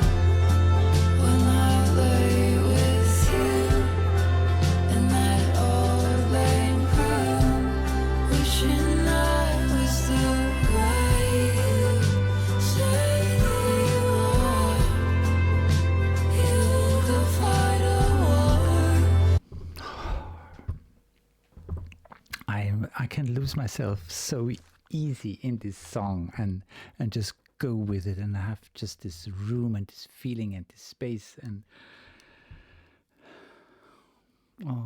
I just have to stop because I don't want to miss anything here, and all my thoughts, and put me down where the greenery stings. I can hear them singing, to love me is to suffer me. I don't know if she's singing about the greenery. I don't know if she's singing about the nettles. I am close to think that she's singing about herself. And this place of not landing with the love, or not landing with the kind you are, with the whom you are. And it starts already in the first song, it goes into the second song, it goes into this song, it goes into Fuck Me Eyes song. It is there where you feel this depth, and it seems you're in a world which can go that deep, or cannot go that place you are.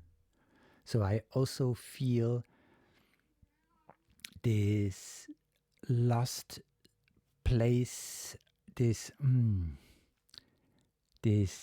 place you are when you don't match and you don't find your space. The one girlfriend you thought you'll be together forever is leaving because she falls in love somewhere else. Willoughby Tucker with this undertone in it, which takes away this amazing beauty and love, and there's this undertone in it which brings in the pain into love. Fuck Me Eyes, which goes totally outside of the feeling box, the heart box, and tries to find the things out there with offering anything but your feelings and your heart. It gives me goosebumps when I just say that. And then ending here, in which to love me is to suffer me. It goes into this space, and I just can feel it. I can't really put it in words. I try. It goes into this space of, here I am as I am, and I cannot change because I am true to myself, and I will not do things or I will not make things so I match.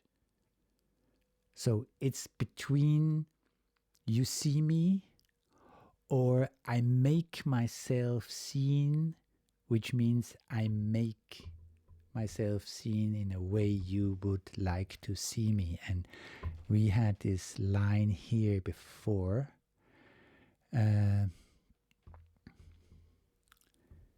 Wishing I was the way you see that you are. Wishing I was the way you say that you are. And it stays a wish. Even if she could, she would not go there. And stays true. And it's kind of also separating from the world. It makes you also alone. But there's this strong hope in there that you will find this person who takes you 100%. And I mean 100%. Not these parts. We can show the people around us only the good parts from ourselves and not the bad parts. But if we go there because we are totally honest and we are not ready to hide anything, from us, then there's probably pain with it, like the nettles, like this stinging green. It comes with it. It's nature, but the stinging in there and the itches and the danger also is there also. It's coming with it. So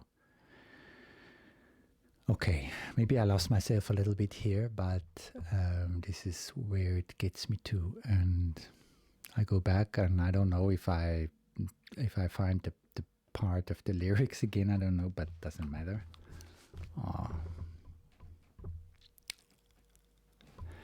It feels so alone. It feels so lost also, and still at the same time it's full with so much love. Lay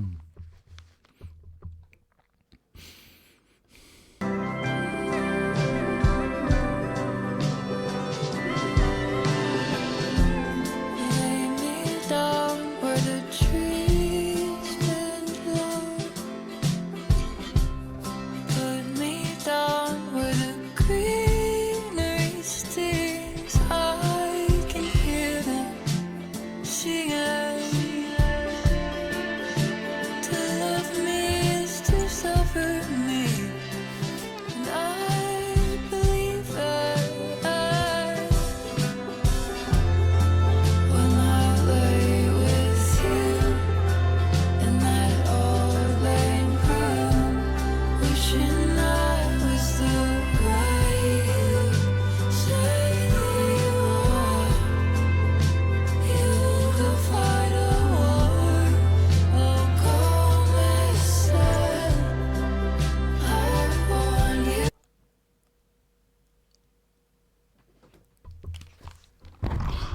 This is the way they handle these things. This is the way. There are two possibilities. You can handle things. You fight. You go into war and you fight, or you go missing. You disappear. You just leave the battlefield. Both ways are good, and depends. Depends, totally depends, and it totally depends in which fire is burning in you. The one which is ready to go to this battle and fight for something, or the other one is good to save your energies, to save your power, and just go to places in which you are welcomed and honored. Something like this direction, and it's the way she treats this whole situation. And that's why she says she hopes that the race is worth the fight, because he is fighting against what happened. He's fighting against that, what puts him into this bedroom, into this hospital room, into this bed. And she's there, and she is giving in. So she's not going missing. She is there, but to fight for something is not her way. And it's in this case, if the doctors are right, in this case, it is, I would suggest to do it like that. So to enjoy deepest this moment of what you have being together. And now I get that one line from the beginning in which she says, let's enjoy what we could have had. Something in this direction. So it opens up the whole field of feelings. And believe it or not, in a moment like that, with your feelings and with the depths of consciousness and feeling and connection, you can make it one night to a lifetime. It's totally possible. You can do it. It's there.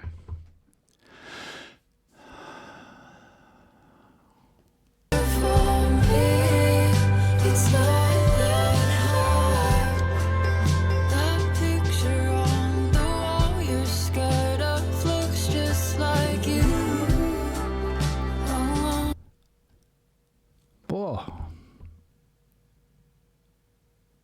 Boy, there's some days, for a second I thought, I want to have, if I die, am I lying in my bed dying? I want somebody like Ethel next to my bed. It, of course, but it's maybe a metaphor, or it is a metaphor. Like that picture on the wall, you're scared of looks just like you. We run away from these pictures, from these images which scare us from ourselves. And maybe there is a picture, and maybe what could it be? Maybe there is something in the picture you don't like, and for some reason you can't take this picture down. Maybe it's a picture of your family, and somebody in this family did things, maybe even your parents. Maybe if we go with Ethel, maybe there was somebody really abusive. And then you have to look at it, so you don't want to look at this picture anymore because it scares you. So you avoid any contact and any confrontation with this energy there. So this energy cooks somewhere in the back or somewhere of you because you don't want to look at that. And this, and looks like you, this would go. So on a metaphoric level, it is that you are looking at yourself, but on a self of you don't want to see. So that's why you're scared of looking there. And the other one is that it is actually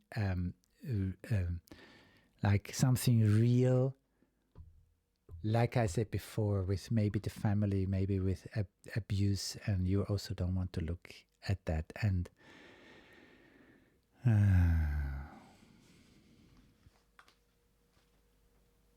this is what he's fighting. This is what he's fighting. He keeps it down. She disappears. In this sense now, both ways are not really the best. So to fight it is to avoid it, to not to have it here, not to allow it to be here. And the other one is just disappearing and just like pretending there was never ever anything. Both comes to that place in which you just push the let's say the explosion which can be in there. You just push it into the future and hoping it will never happen, but most of the time it will happen.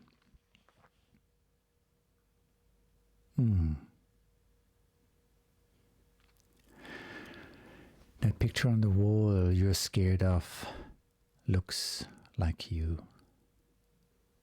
Oh, I wish I had somebody like that on my bed to go with me into the true things, truth, honesty, and not staying with, I don't know, like stories and blah blah of something. Okay, back again a bit, and here we go. And I believe that when I lay with you in that old lame room, wishing I was the way you say you are, you could fight a war, oh come and said, I want you for me. It's not that hard. That picture on the wall you're scared of looks just like you. I wanna bleed, I wanna hurt the way that boys do. Maybe you're right, and we should stop watching the news. 'Cause baby, I've never seen brown eyes look so blue. All the time, not to worry, not to worry. Think of all the time I'll have with you when I won't wake up in my room. Wake up in my room. Held close all the time. Now when I'm half of you,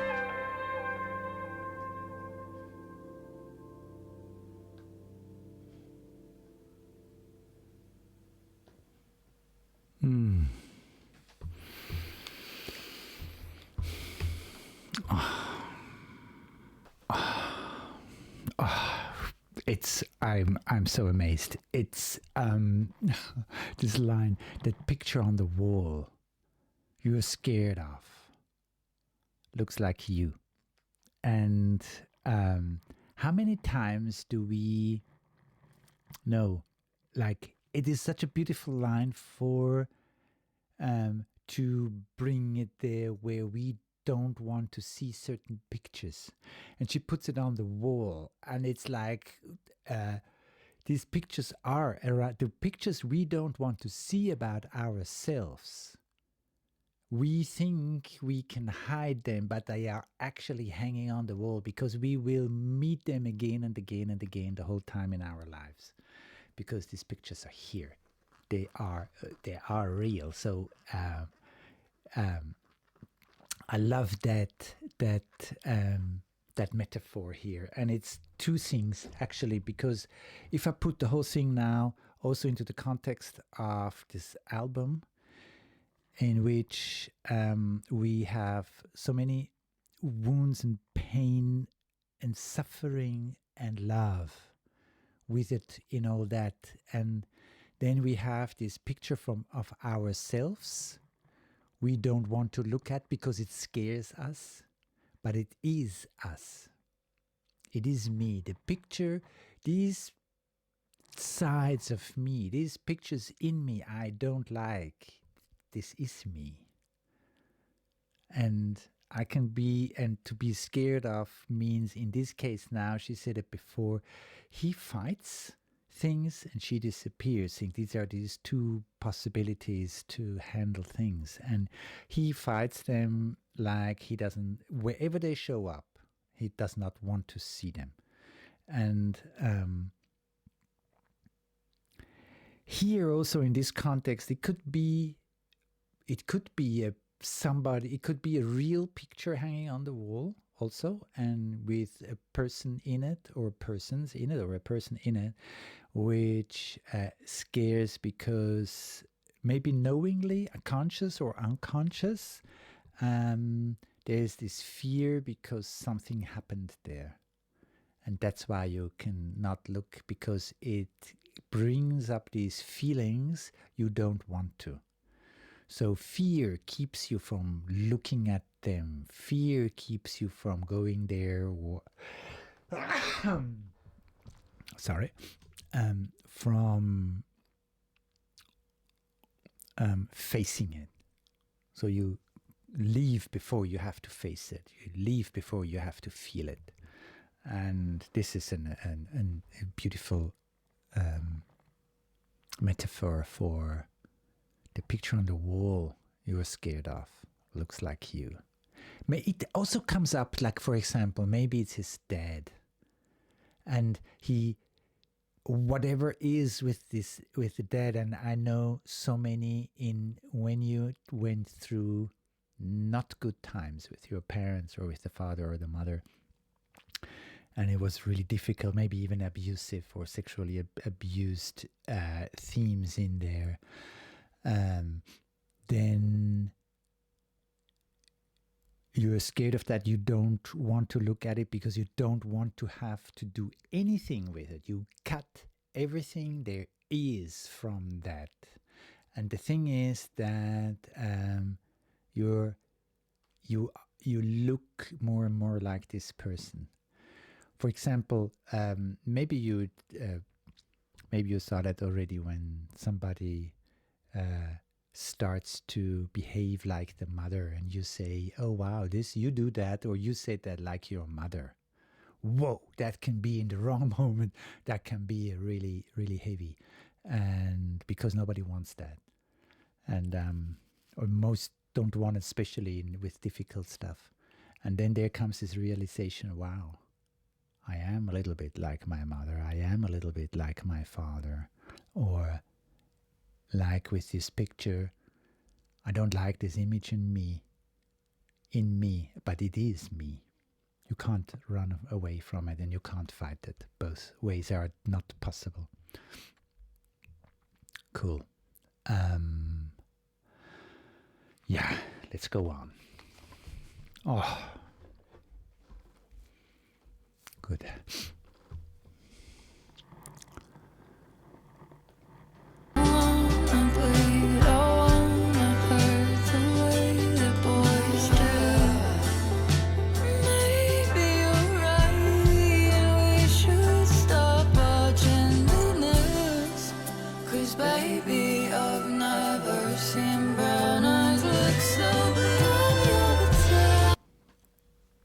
there's already the next one, and it just again puts down in these few words, 'cause baby, I've never seen brown eyes look so blue.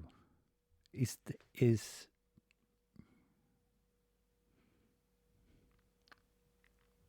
there any way to say that more hitting the point? If it's like in this situation, like in this song, what else can be there than blue, sadness, questions, helplessness, maybe? So if you want to keep it brown, then you have to paint it. But then it's painted. It's not the true thing anymore. And it just, in this one line, it says, do you see brown eyes which turn blue? In a situation like that, that says everything. And you have to, I also feel like you have to take that. You have to go with it. There are these brown eyes. There is this certain way of life. There is this joy. There is love. And suddenly everything is different. Suddenly everything changed. Like here, one shrapnel. This stupid plant blew up, and one shrapnel changed everything. And it gives also this thing, like when I go back a little bit, I want to bleed, I want to hurt the way that boys do. Maybe you're right, and we should stop watch the news. This is, I want to bleed goes for me to, I want to open up 100% totally. I want to give in. I want to bleed. I want to be hurt because I am open. And I show myself with my vulnerability to the world. And I'm ready to go there where it stings, where love is also suffering. And I want to hurt the way boys do. I cannot translate that line fully. I just can feel it because something swings in there which would like to go into this kind of action which does not feel but just goes for something and is hurting but not feeling. And maybe you're right, and that goes also there. We should stop watching the news because the news are hurt too. If you really listen to the news and the difficult ones about the catastrophes in the world and the war and hunger and all that, if you really, really go in there, the pain is amazing. Unless you train not to feel it. And if you don't want that, then you need to stop to watch the news. And this will bring you back to the situation here. And it will bring you there where it would be really cool to start to work on the feelings in the here and become for others something, it's like a model. So they see how beautiful the world could be if we are all feeling, all ready to bleed, all ready to go with the truth. I'm mixed up. I am on one side, and I don't know why. On one side, I am having a good feeling because this music, this song, this work here, this artwork is so strong. It's such a good energy in it, such a true energy. I just open up when truth comes out. And at the same time, it's also very sad and it really touches me. And I could cry also. I just could cry because it goes back there where it starts with Janie, with Willoughby's theme, with Fuck Me Eyes, all these tries to get somewhere, all these tries to reach somewhere, this to get into this deep love, into the truth of love, and to be seen, truly, truly seen. All these different levels, all these different situations. And now this one here. Why? Why?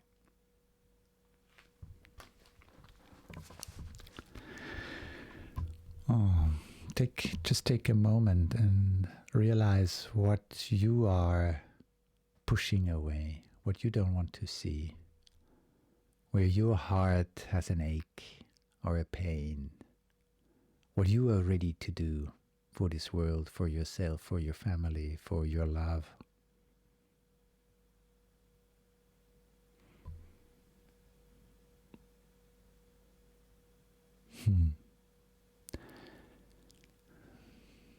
And then we go on.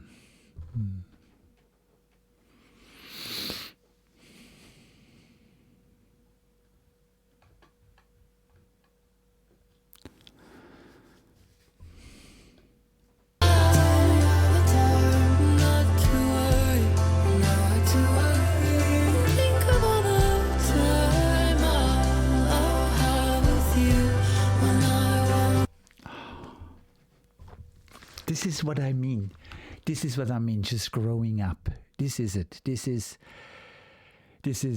tell me not to worry. You can say that. It is not the bypassing of something.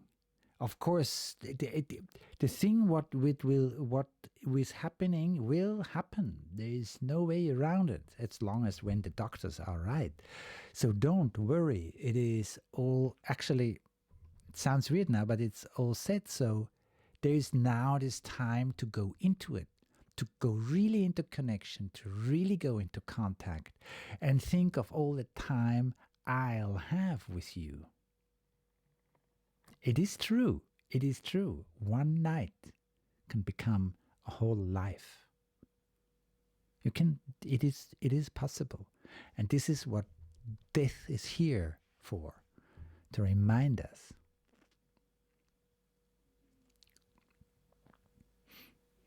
Doesn't matter if you have a whole life in front of you or just a few hours like in this song. It doesn't matter. The outcome is the same. The point is what do you do in this time?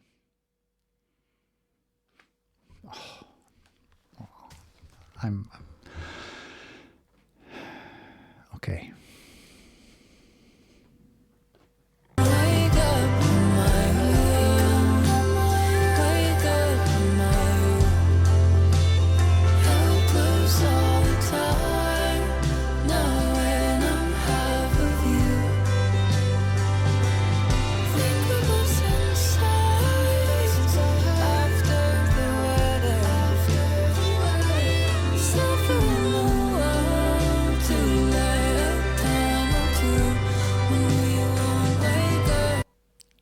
Yes, going into this life you can have, and make a dream and live the dream, and make this dream in this moment come true, because the time which kind of tells you that the dream didn't come true is later. This is tomorrow, and this is not just like avoiding certain realities. This is love. This is also a power of love. This is also one of the magic of love. It can do that. After the wedding and suffering the while to lie a time or two. What comes with all that? It's life, how it is. And we lie much more when we think we have a whole lifetime, we'll never die. And then we start to fix things and manage and manipulate here and there. It is something we love to do, and not even only to hurt somebody or to cheat on somebody, but just for ourselves to do that tomorrow. This is already manipulating yourself. Maybe there is no tomorrow. If you don't live now, when then? If ever. You need to do it now. If you want to get close to the heart of life, then you need to live now. If you want to be kissed by life, then live now. get the feelings, get all the feelings there are. And suffered a while to lie a time or two.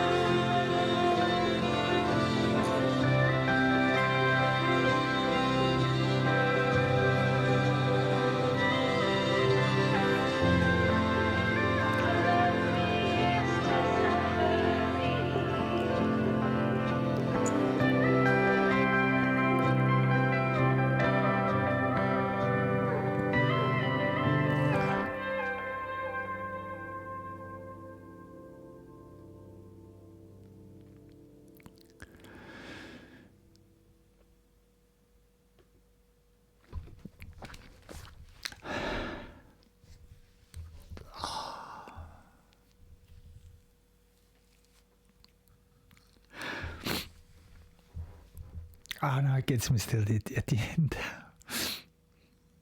I thought I'd get through without that. It's a love song. And it's a love song touching me so deep. It is so true. And this last line, to love me is to suffer me. And and the thing is, the way she sings that is so fragile. Did you hear it? Her voice almost disappears somewhere. And it is so true. And actually, if we really, this is mine now here, and I'm yeah. If you really if you really love somebody and you really go in there and you really are ready to be with this person, then don't just say I love you forever. Don't say that. Say, to love me is to suffer me, because I will show myself to you with everything I have. And this is also a deep, deep, deep desire I feel for this really true going deep into what love actually is. And love has no corners hidden. Nothing put away somewhere around the corner because it's not important or because it's just nothing to care about or whatever. It is, everything is out there, and there will be suffering will be with it, like the Nettles.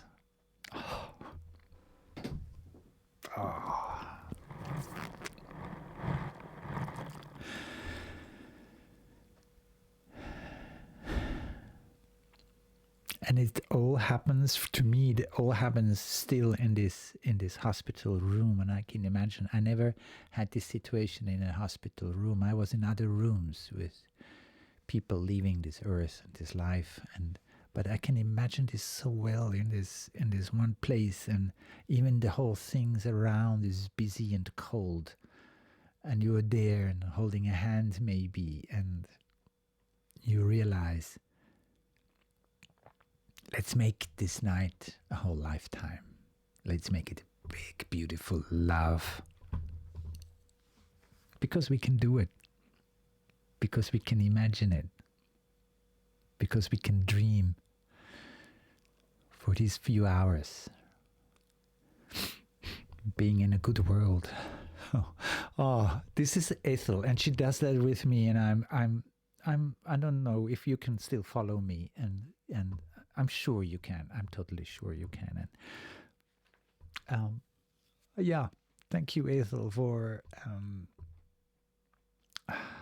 letting me feel.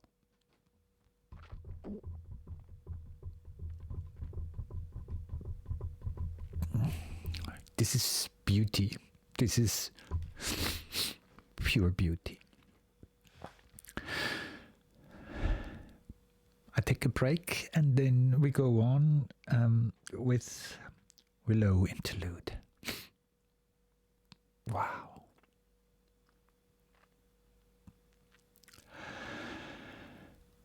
And wherever you are, let's just feel this minute. Let's connect. Feel it. Breathe. Live.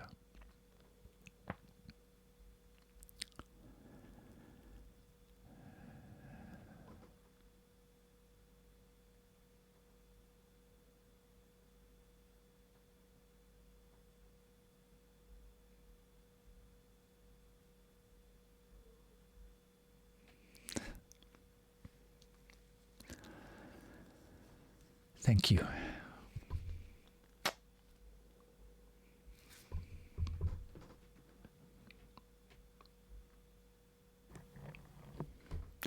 That was just the right thing to do, and to get some break and find myself again. And I feel such a deep thankfulness, gratitude to Ethel and to all you listening here.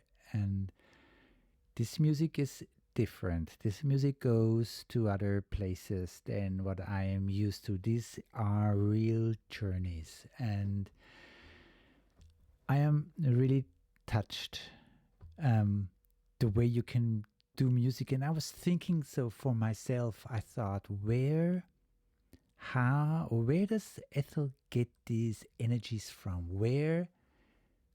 How does she do that? And I realized the only way I can imagine to do that is, maybe it is this one, I don't know, is to go into your own experiences and go into very conscious or with a deep connection into your experiences, and filter out what is there and get the essence from, and make songs, art out of it.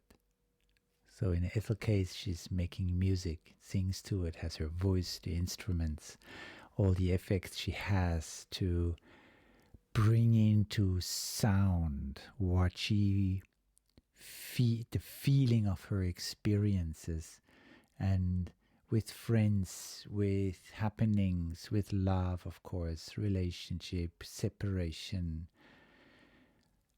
all the things which are there, all the things she was singing from, all the different difficult things also.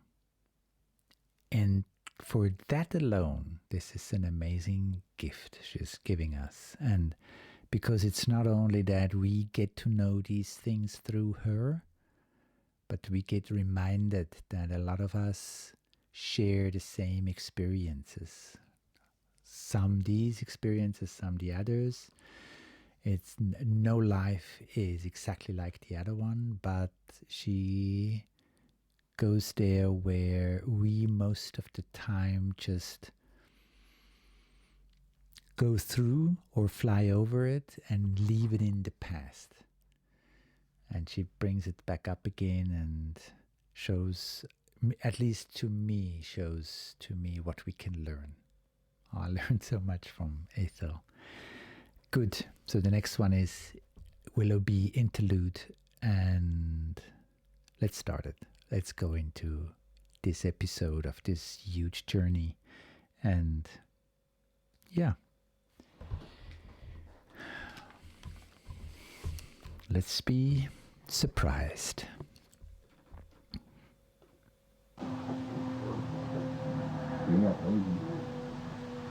Tell me what, darling?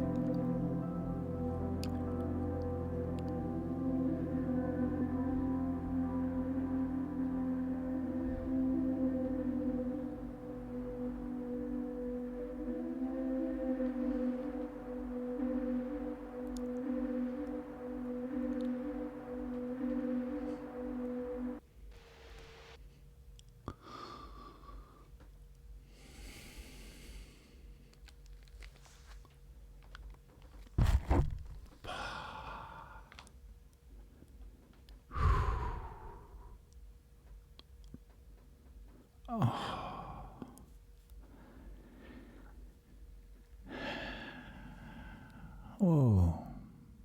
hello, Willoughby Tucker. So nice to meet you. To me, that was now an introduction into the the love made into music when Ethel thinks of Willoughby. This is the space in which their love was holding them both. And this simple move, this simple pull underneath with this music, and then above this spheric music, but not like too far away or too spiritual somehow. I can't think of another word, but here, present, accompanying. I felt comfortable all the way through. I felt like this is a place to be. This is a place I would love to be. This is a place I am also looking for. And this is a place I have already in me, because when I can feel it like that, I have it already. So another reminding me of what is in me already, what is working in me, what is known to me, what is my wisdom even, now my knowledge. And this is just I'm really happy. I met Willoughby Tucker, and I got the place of where the two of them were. I wished I could say more to it, because I couldn't even pause in the song, because it was just too beautiful to. And I actually, in the beginning, I was waiting for the lyrics, and I thought I go with the lyrics and I say something with that, and it didn't come. So I realized it's instrumental, and I knew there are some instrumental ones here. I should have made a note, but no. I try. I have it in order. The songs here, it's really easy. One after the other one comes, and that was beautiful. To me, I met him now, and the whole thing starts to become a new energy now. Also, since he became so present also now in this album. Welcome, hello, Willoughby Tucker. Nice to meet you. Thank you so much.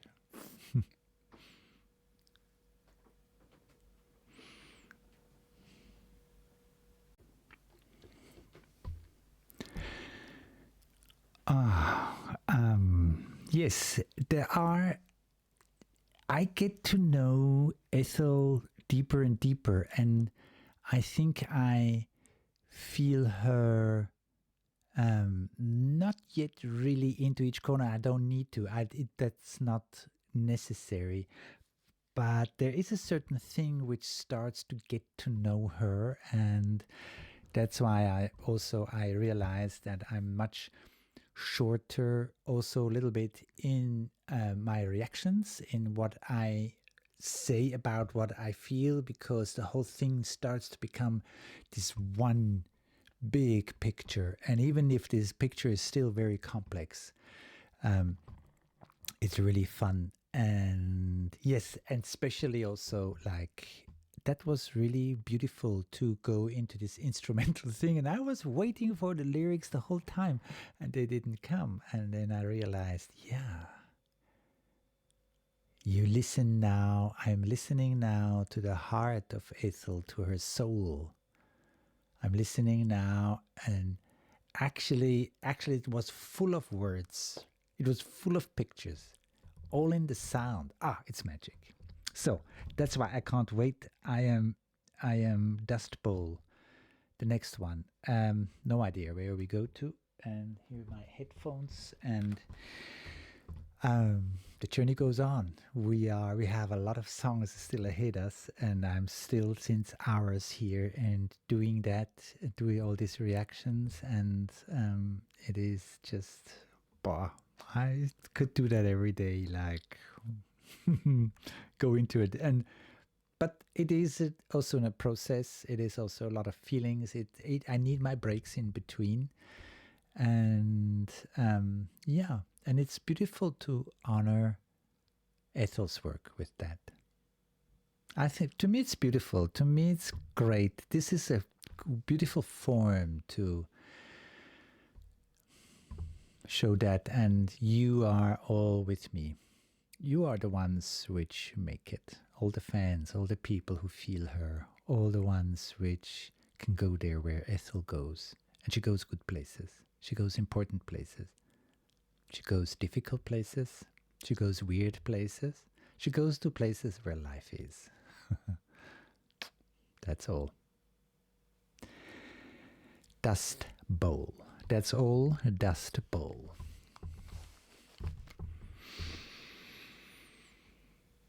Go.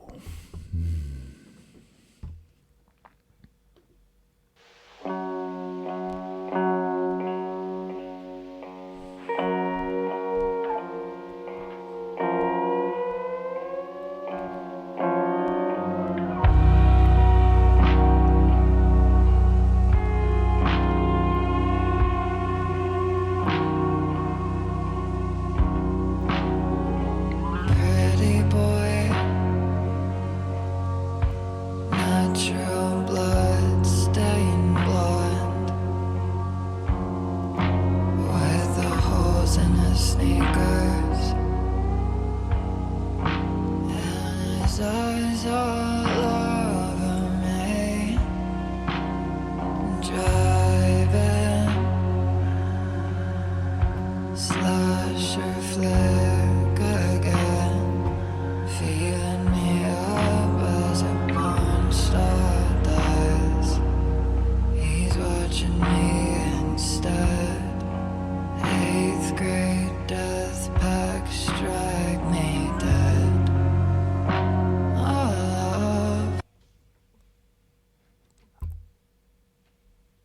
Oh,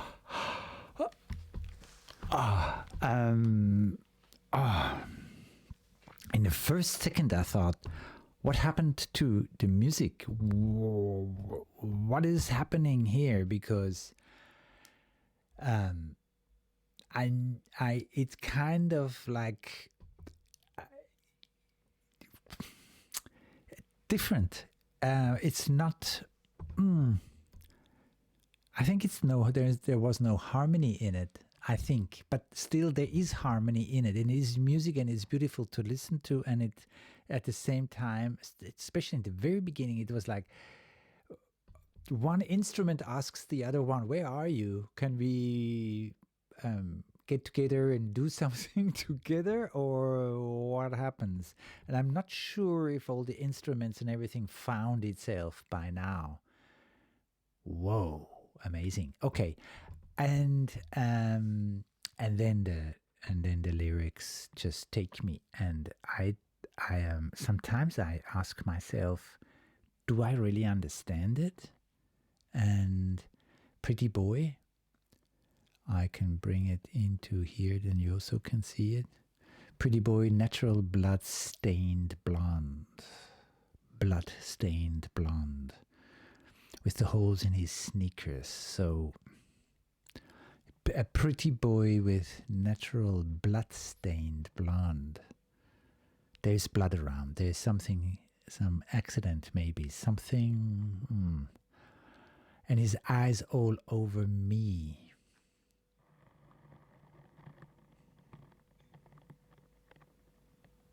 I need more here. This is drive-in slasher, flick again, feeling me up as a porn star dies. I have no idea where it goes to, but I see in front of my eyes, and I feel where they are, and I see this drive in and this movie day and there is a porn star dying in there. He feeling me up as a porn star dies. He's watching me instead. Feeling me up. This is an amazing thought. This is an amazing line. This is 3 words. Feeling me up goes into some connection thing, into a relationship, into connection, which goes deeper because he is feeling her up. I like it. I don't know why yet, but I like it. Feel me up. Feel me fully. Feel me with all there is. Something this direction. I love it already. I have no idea where that goes to. And he's watching me instead. 8th grade death pact strike me dead. 8th grade death pact. I can't. 8th grade. I have an idea somewhere, something puts it together, and we are still with Willoughby Tucker. And I just go there now where I say, she is here with Willoughby Tucker, who has only eyes for her. Great death pact strike me dead. Didn't they meet in the 8th grade? Something around there? I'm not sure. Okay, I need more. But there's death is in it.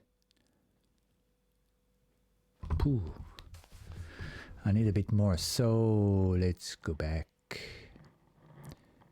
and see what comes next. Go back right here. Let's go. With the holes in his. No, I want to hear that beginning again because this beginning is really special. Just listen to how it starts.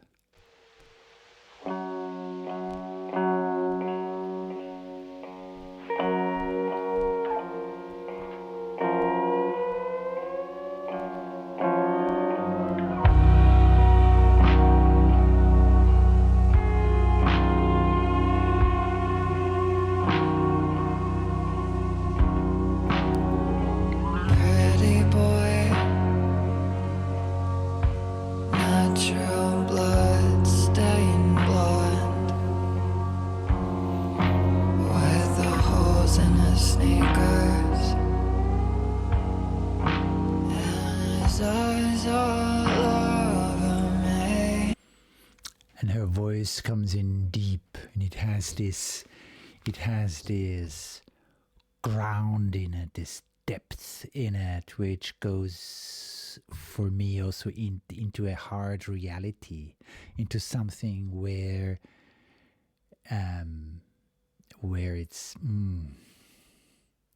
it's a beautiful voice, but it's not really about beauty. Only Ethel can do that. It is a beautiful voice. I can listen to that when she has this sound in it, this tone, but at the same time there's also some kind of a warning in it, something like which says, don't fall too much into it, you might get hurt. Something, it's this mixture in it, like a danger somewhere, and still she knows what she sings about. This voice knows, and it's very powerful. Okay, I just had to say that here also, and it sounds like, and also like two. Is it like it's like two voices? It's like it's a kind of like a, I don't know these effects and everything. I just realized sometimes I think I hear two voices, each one a little bit different from the other one. But yeah, that gives this effect of something is falling apart here. Okay, go on. Driving, slasher flick again, feeling me up as a porn star does. He's watching me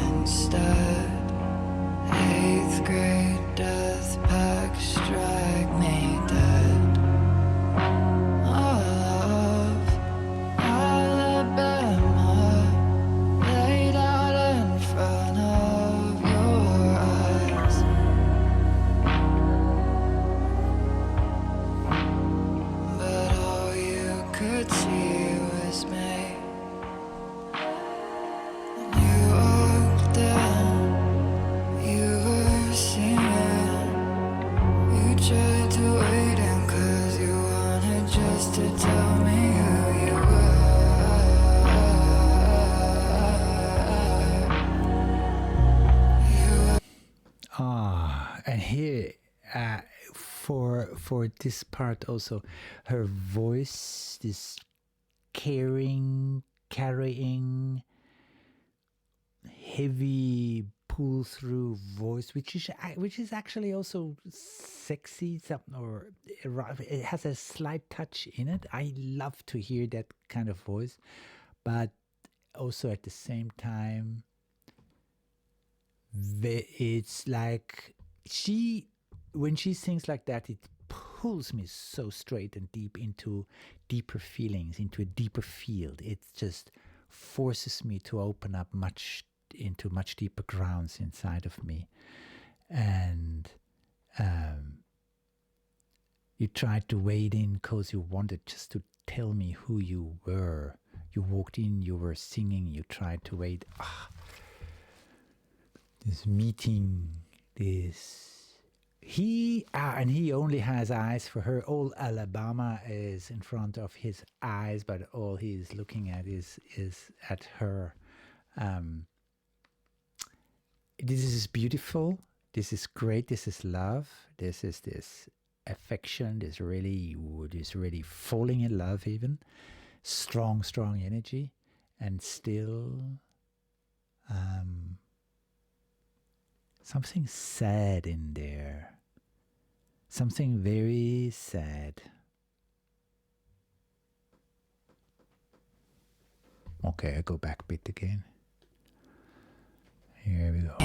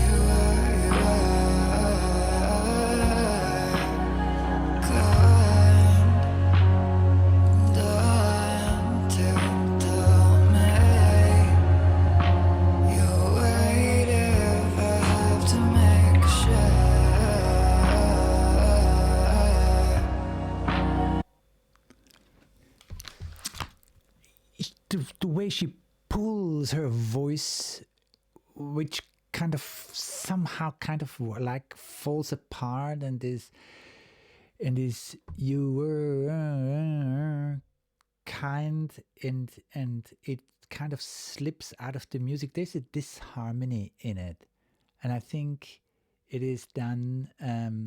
It is actually a beautiful love song, but there is a sadness in it and a disharmony.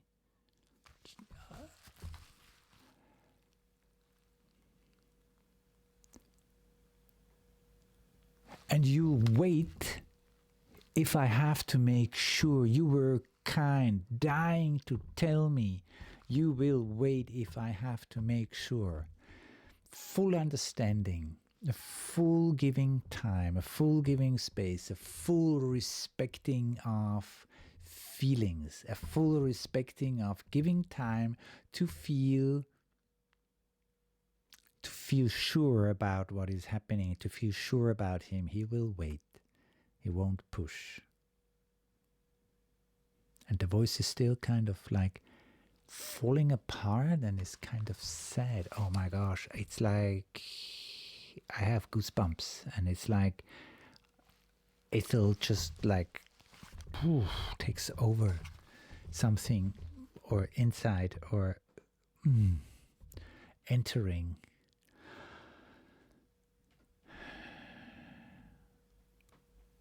In this, and it keeps telling me there's more to it, and we are just flying over something, and it will land. So go back a bit again, and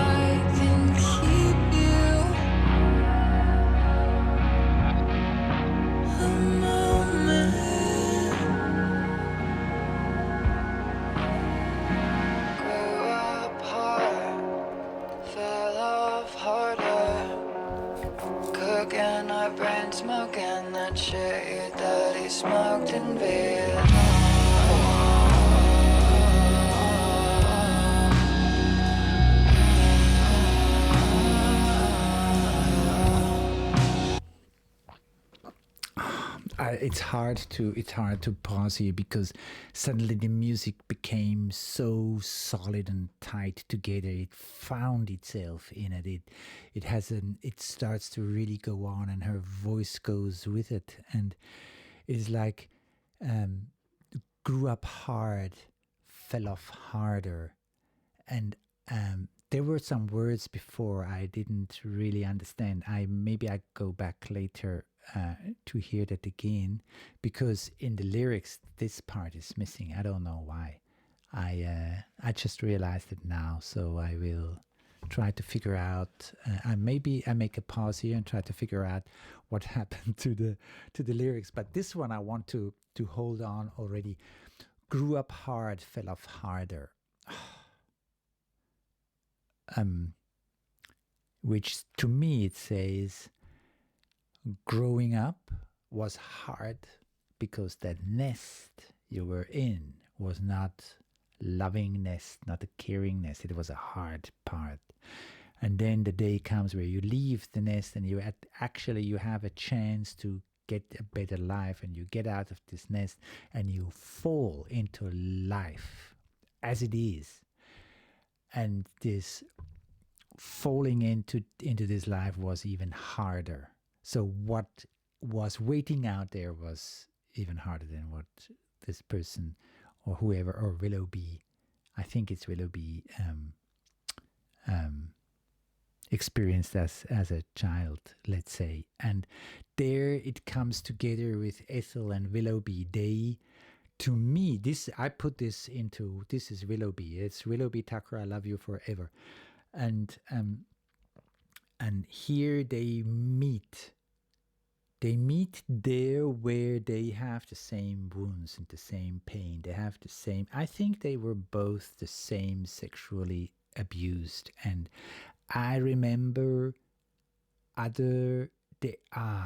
can't remember the title of the song in which I think it was in one of the songs of, or was it I think it was Perverts, in which she sings that what this other person thinks about his dad and what his dad did. So this is something which comes in, and something which tells me they met each other and they both had a similar pain, the similar roots of their pain, the similar wounds of what they had to experience. And that can make really tight, that can really, give each other help. Good. Now I pause here quickly and I want to find out what this middle part is with the lyrics. Otherwise, let's see. Yes, and actually, yes, I found lyrics and one part was missing in them, and I went through it again in the internet, and then now I found that part which was missing there. I don't know, there are maybe, things like that can happen. This is a new album, everything is new and fresh here. This song is new, that's okay. Ethel sings the full lyrics, so that's why I realized that. And I was kind of confused until I got it. So, but I have it now. And it is like now, I did this one part, and now we go back and get this one part in, and then we go through the whole thing. Please forgive me that also, but I don't feel bad about doing that because now we can listen longer to Dust Bowls. Good, Dust Bowl. Good.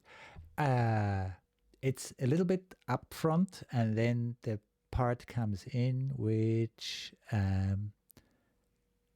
I didn't really hear, and I can't take it when I miss just a letter. I can't take it.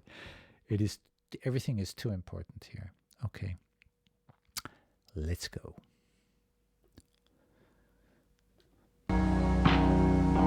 Pretty boy, scared of the rain, by God. Tend to the row of your violin.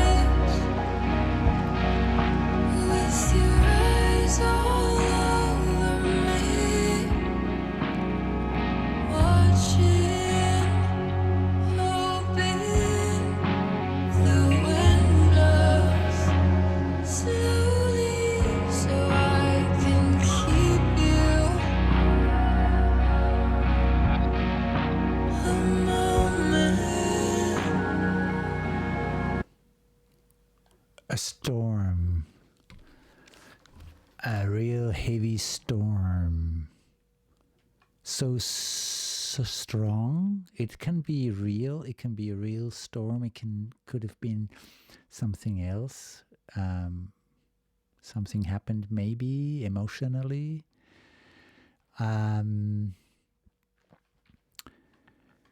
Scared of the rain by God. Pretty boy, scared of the rain by God. Tend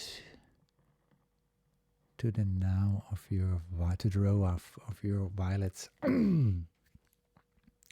With your eyes all over me, watching, hoping the wind blows slowly. Whoa, scared of the rain by God. And hoping the wind blows so I can keep you a moment.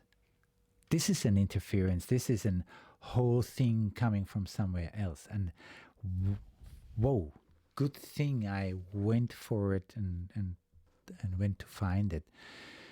I go back again, I listen to it again, and I go on into the other part. I need to get this stuff together here. With your eyes all over me, watching, hoping the wind blows slowly so I can keep you a moment.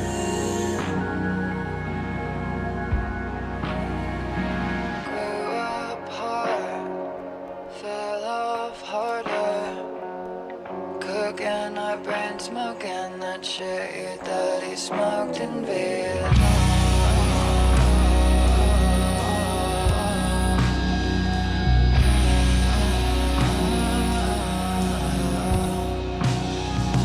He'd be a writer if he didn't leave all his love for you, saying if you could, you leave it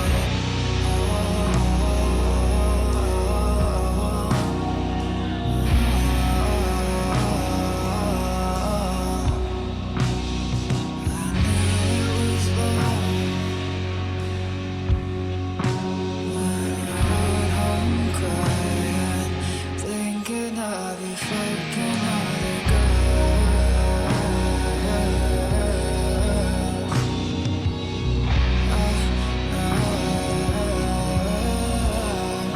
When you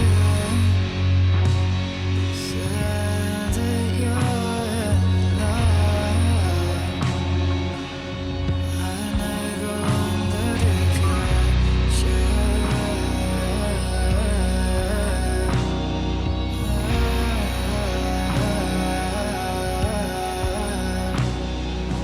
pretty boy,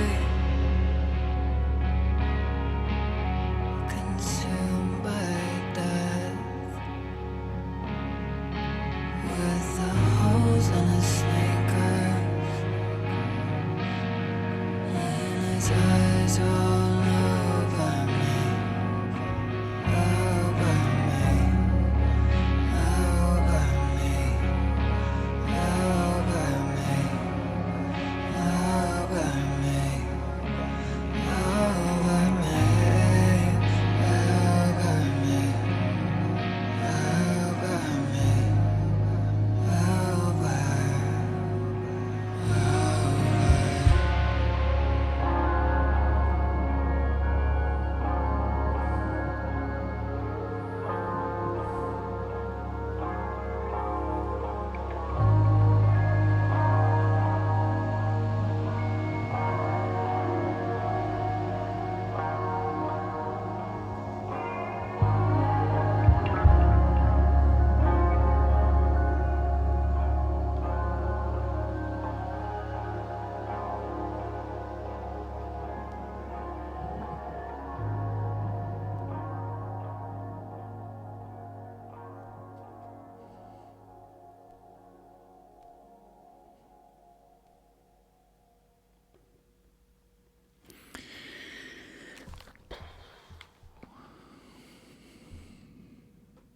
Now I think I know where the sadness comes from,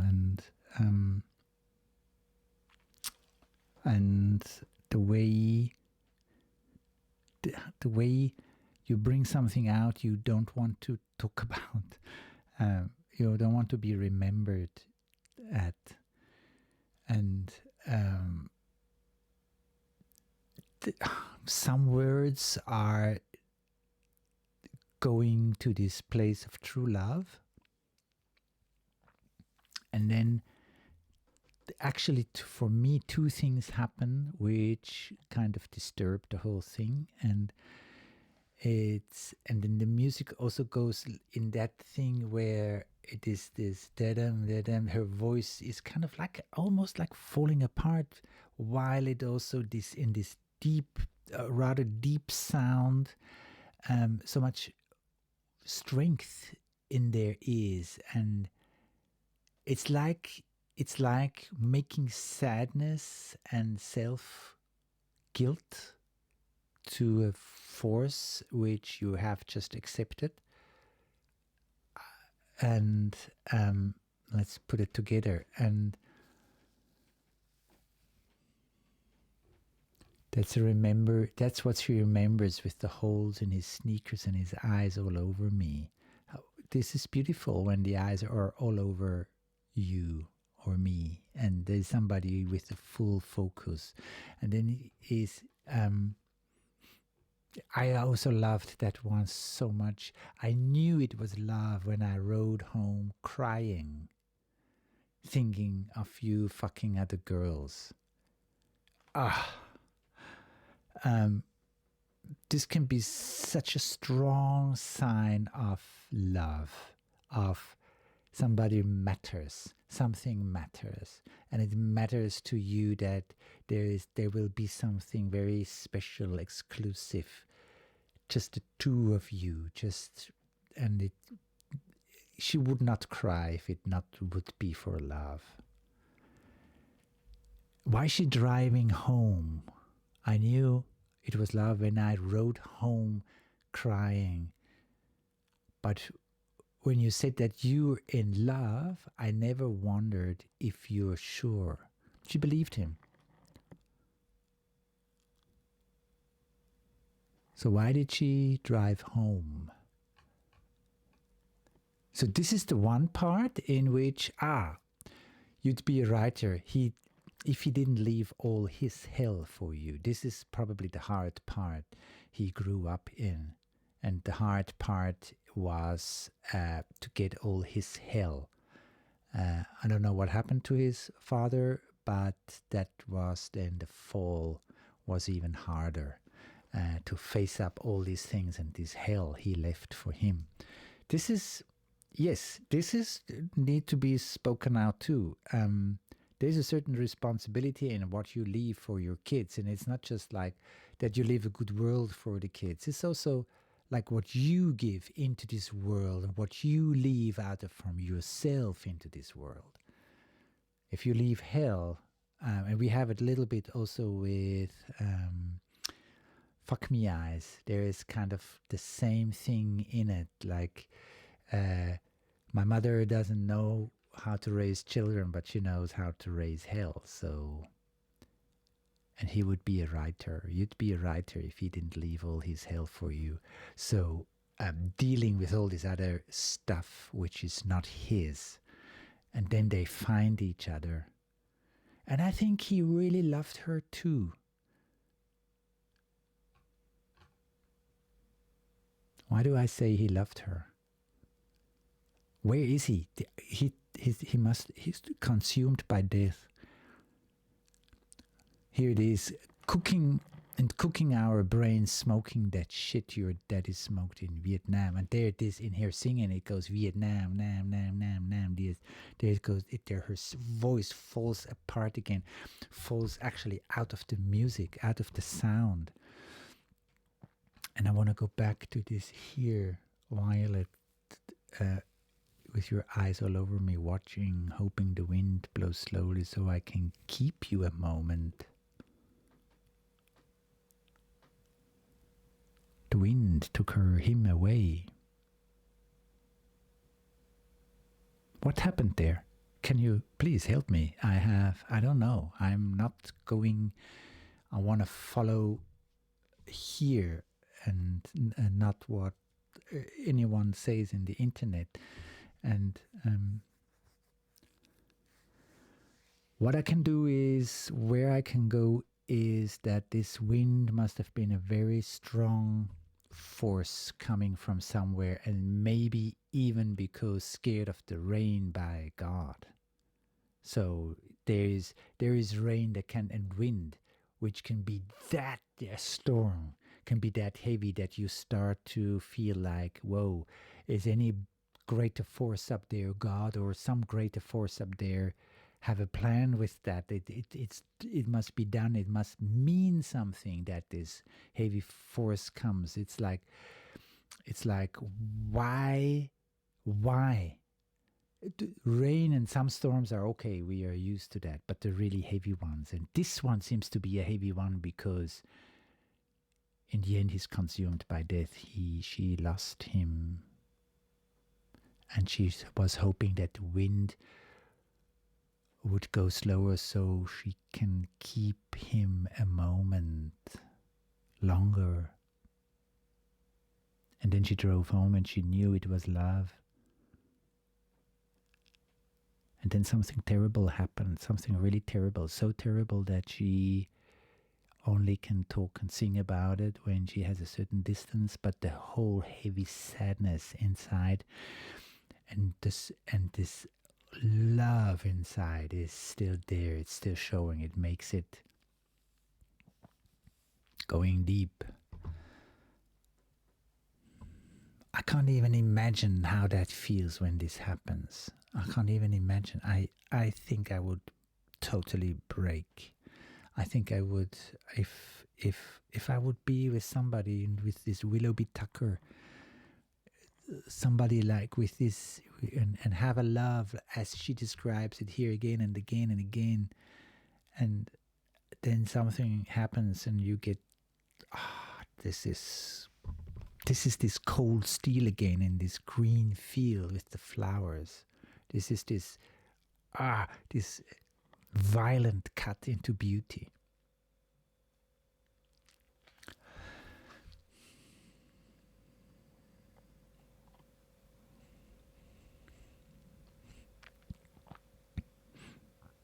I have to keep on with her voice, and this voice which is actually kind of also a little bit distanced,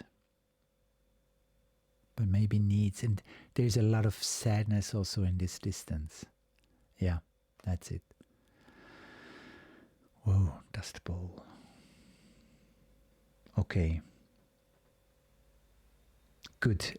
I keep it here.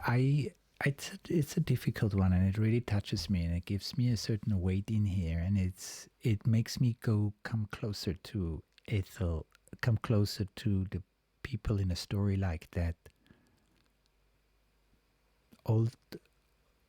Yeah. Good. Let's go on. A knock at the door, I think, is the next one. Yeah.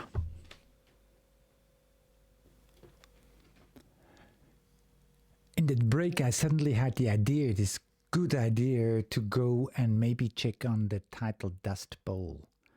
And I thought maybe in English it has another meaning than what it has for me. To me, it is a bowl with dust. It's probably dust in there. But it kind of didn't make sense.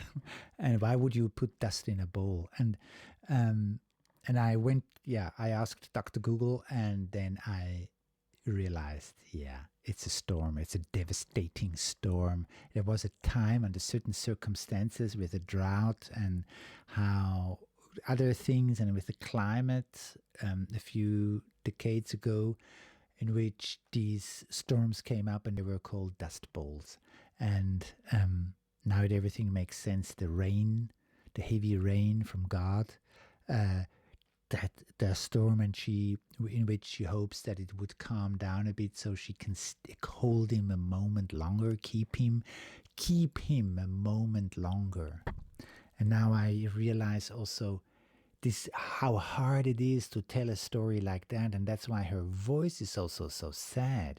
It is actually describing this amazing, beautiful love they have, and the way he treated her, and the way he was here for her, and then this storm comes in, and he dies, obviously, in that storm, and she left him. She drove away. She was sitting in her car driving home, crying, and then she knew it is love while that storm was. So I don't really know how the whole thing went down, but if I take all these parts together, I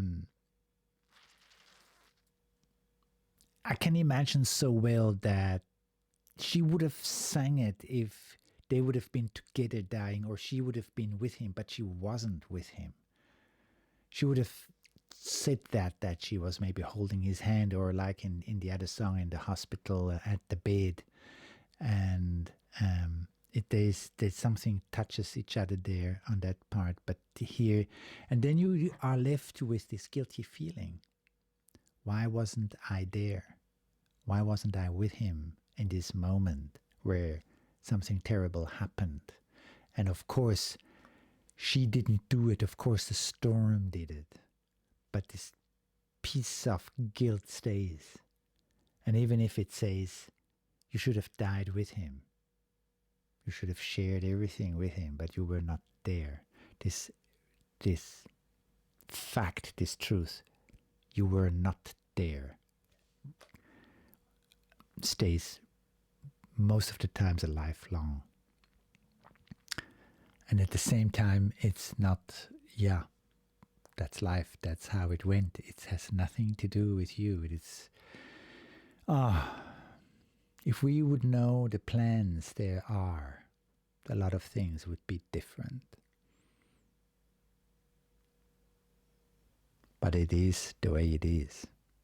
And this is what we have to deal with.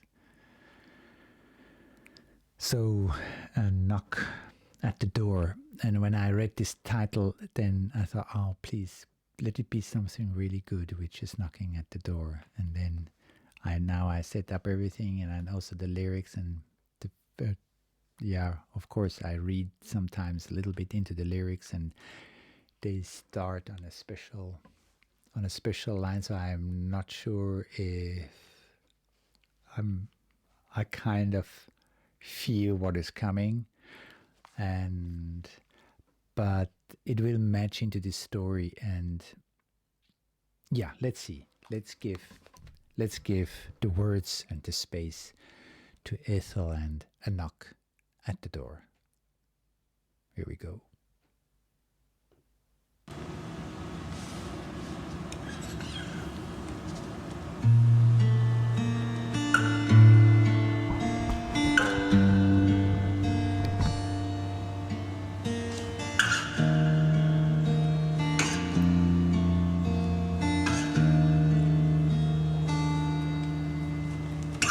Sitting in the state plane,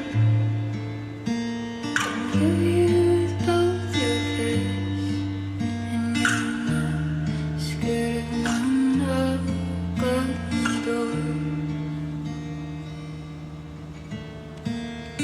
Everything I loved it straight to death, so I'm still scared of it.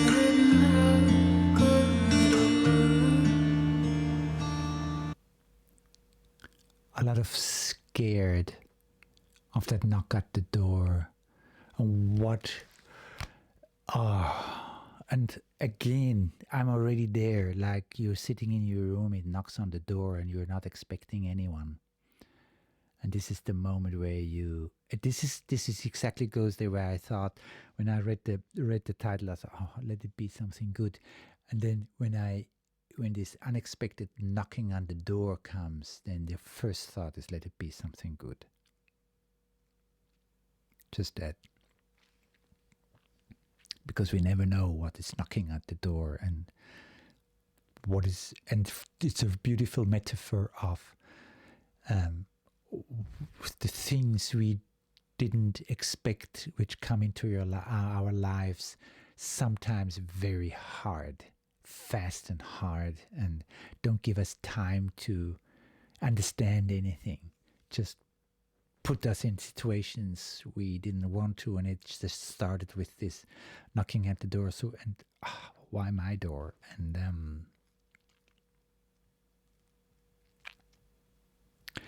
And her voice to it here again, this beauty, actually,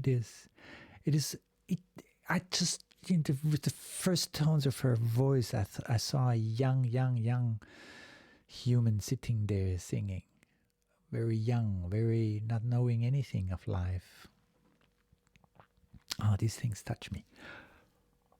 And you were standing there with your fists, both fists. Satan's in the state pen. You're here with both your fists. And you're not scared of no knock on the door. Everything I've loved straight to death. So I'm still scared of that knock on the door.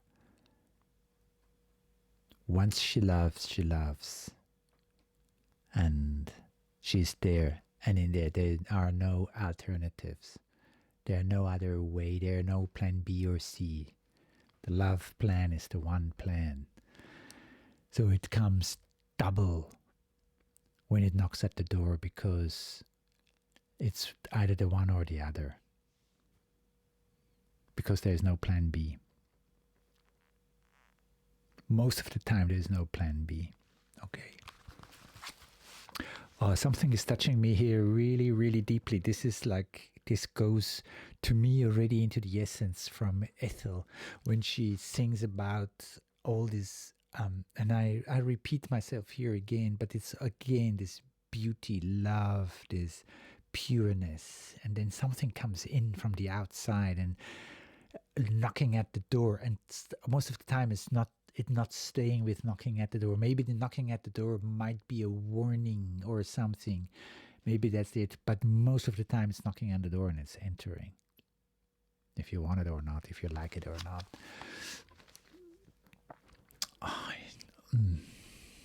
Okay. I'll go back to the beginning. I want to hear that all again.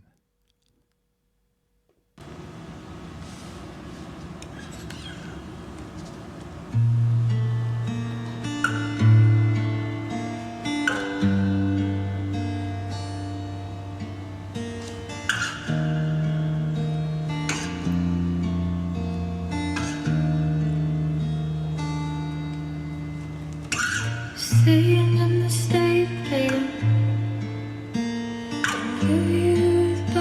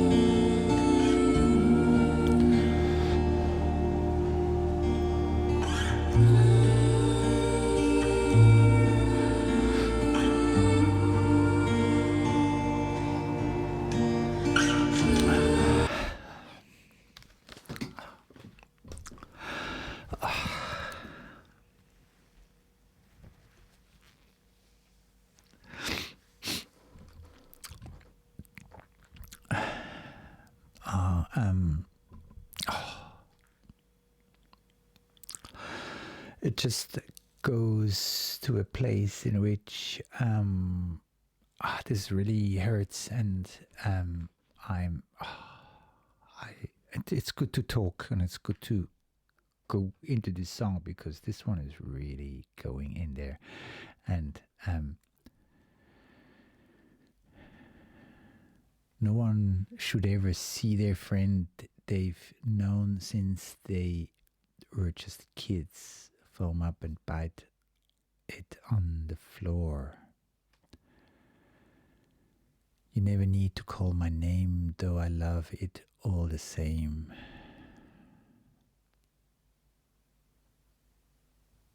And then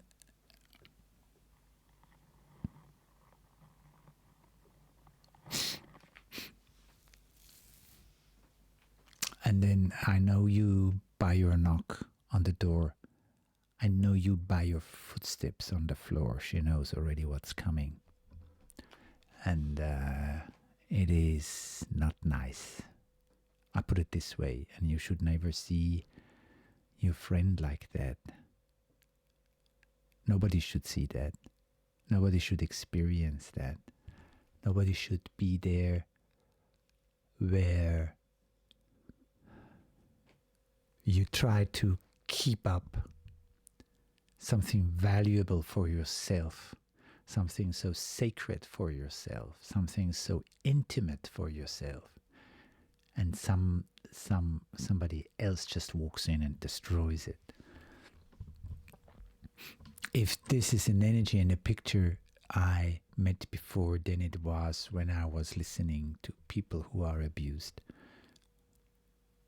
The impact of these disturbances, I put it this way here, is heavy. And with the footstep, you know the footsteps. You know the energy in the air. You know the vibrations. You know the voice. You know the smell. You know the sound. You know everything long before it's knocking at the door, and you know it will knock at the door. And this knocking at the door is two things at the same time. It's not a surprise, and it's a total surprise. It's something you expected and something you never ever wanted to experience again. That's what I call helplessness. Okay. I go a bit back again. Get the lyrics here.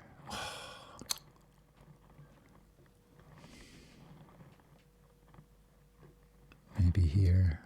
Okay.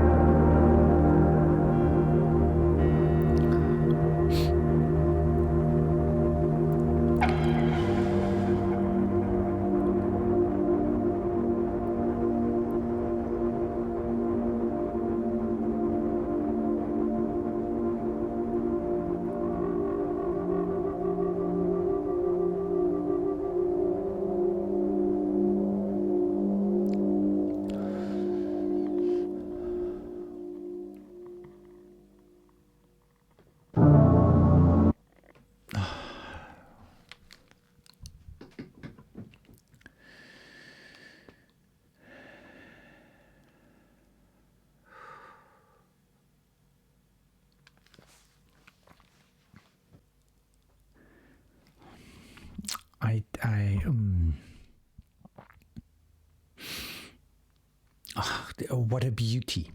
What a beauty. And I just realized also now that I'm having the lyrics besides here, and the last few lines of that song I didn't hear in this song, but I heard these voices in the background, this beautiful end part in which there's this summing, this it sounded like a child playing to me, and all happy in that field there. And these were the lines I didn't hear, but I think there were voices in the background, and I think that also belongs to it. I checked on it, and these are really the lyrics, and I can't hear it in the song. So maybe, I don't know, maybe you know a bit more about that, but you're not scared of no knock on the door, or maybe you are. Maybe you are, maybe you are. And this brings me back to these two different reactions from Willoughby, because he would fight, and he would stand there with two fists when it knocks on the door, ready for what comes. But even if you fight, you cannot handle everything which knocks on the door, like, for example, a storm. While she disappears, she goes. And it's just matching somehow also that I'm putting things together, and I really hope it is the point. And she drove home crying because she knew she was in love, or she is in love. And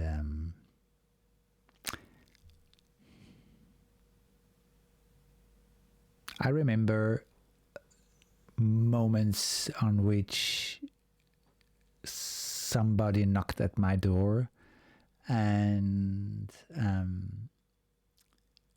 a lot of times there were bad news with it, and I'm very cautious for that, and it puts me also to a point, and I think it still says also here in this song that you start to kind of like, when everything really goes good, it's kind of like there's suddenly this idea of, ooh, that will change soon because it's just too good, it's too well. This is this one part, and the other one is maybe there's this difference between what the two of them experienced with abuse, and he, as the male, was able to stand there with two fists ready to fight, ready to go for it, and she's more the one which stays quiet, and she just freezes even when she just hears the steps, when she just feels the change of the energies.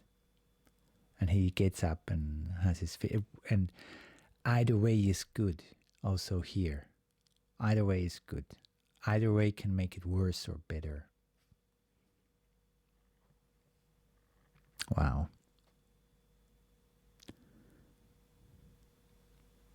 Let's hope these things won't knock at our doors. I wish it for you, and I wish it for me. Good. Thank you. And we go on, and the next one is, yes, Radio Tower is an instrumental. I love it. I open up my heart and I will go with the sounds Ethel has prepared for us. Thank you.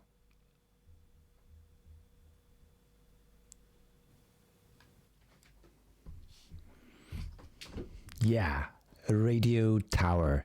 Next, now, and whoa, it's already the 8th song of this album. 2 more to go. I mean, with this one, 3 more to go, and then 2 more to go. Ooh, it's coming to an end, and I'm so how can I? No, I wait until the end of the album. Let's get all songs together, and let's have this one. Let's go and see what Ethel has for us in this one. Radio Tower. Here we go.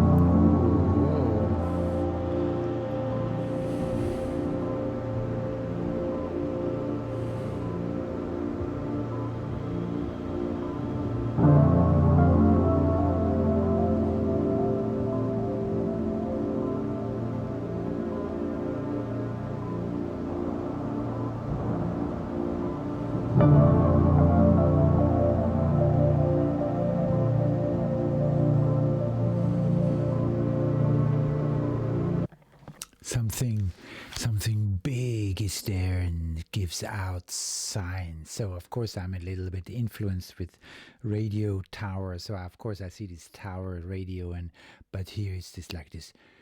I can see this huge tower there, and it sends a and then this all these actually radio language things, signs, and I'm not sure if these waves, I call them waves now, this boom in between, if these are waves which go out or which come in. I don't know. It was first I was like, wow, this is like going with it, and this spheric music, this pull and push and flowing, then this wave came, and first I was like, whoa, something comes in here, but it's maybe also something which goes out. It's something big, powerful, and has impact. Yeah, these impacts wherever they go. Wow. Oh.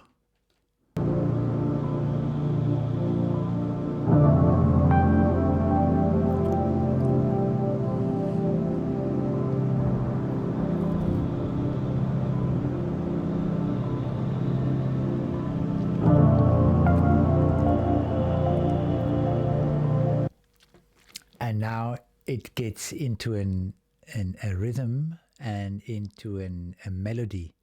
And first it was just like that sphere, that space. Let's say that the music of space, and then this boom came in, and it was like kind of trying to get in, to boom, like that.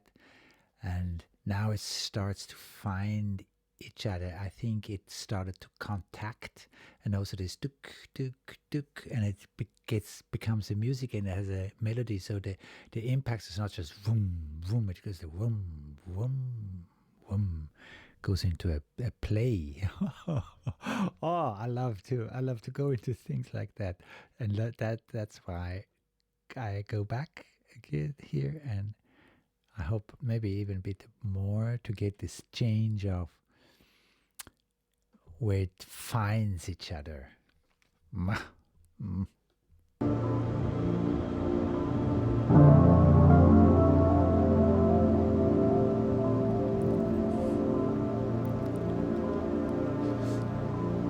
And this impact starts to move. First it was just the impact, and now it starts to move other things too.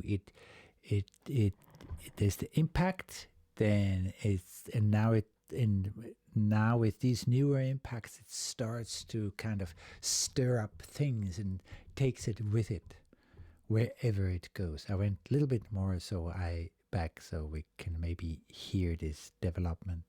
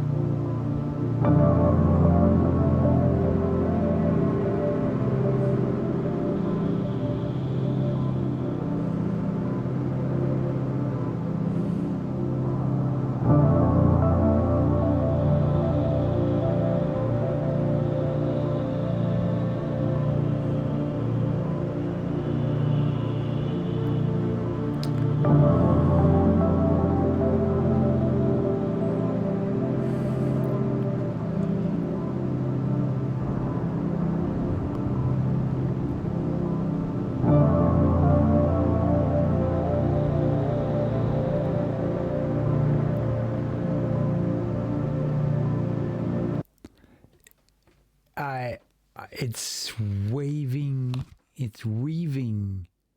spaces into space, and it opens up a space and opens up a space in the space, and then it opens up a space in the space in the space, and it just goes on like that, and then after a while they go out. So, and if I put it together with a radio tower, then it is this pulsating, giving out these beautiful signs, actually. And each one, it is kind of the same, but each one is different. After each impact, after each wave that sends out, I also had some in between. I had this picture when you throw a stone into silent water and when you see the waves go out, and I had the same feeling here now with this music, and I have really no idea where Ethel goes with that, and I cannot put it into this album somewhere where it would make some sense, but it's just beautiful, and it's just beautiful in there, and it's actually this break in here which kind of gets me and lets me flow and go. And this tower is beautiful. It is something something very, it's almost like sacred what this tower does, and these radio signs which going out. And if I can put something there, then it's the radio which tells us when a storm is coming. It comes from the tower, and it's sending out this thing, because what I also realize is each one of these waves which go out is important. Each single one is important. No one is allowed to miss. None should miss. They are totally important. Oh, what a liberation. I don't know why. It's a total liberation for me. And it is also because I feel that Ethel is making her artwork and is not asking herself, what do people want? What would they like? How do I do it? How do I make it understandable? It's just far away from there. She just gives herself. She's just giving herself.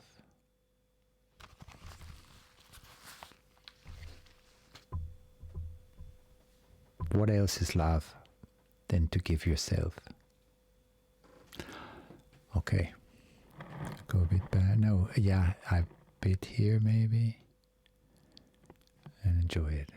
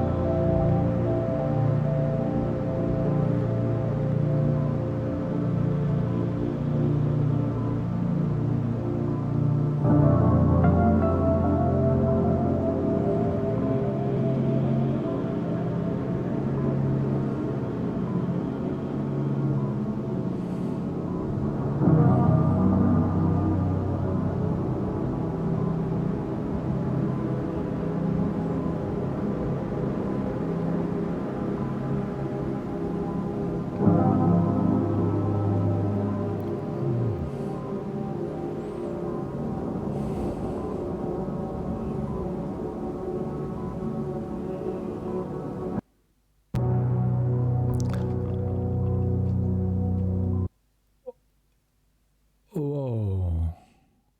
Does that belong together?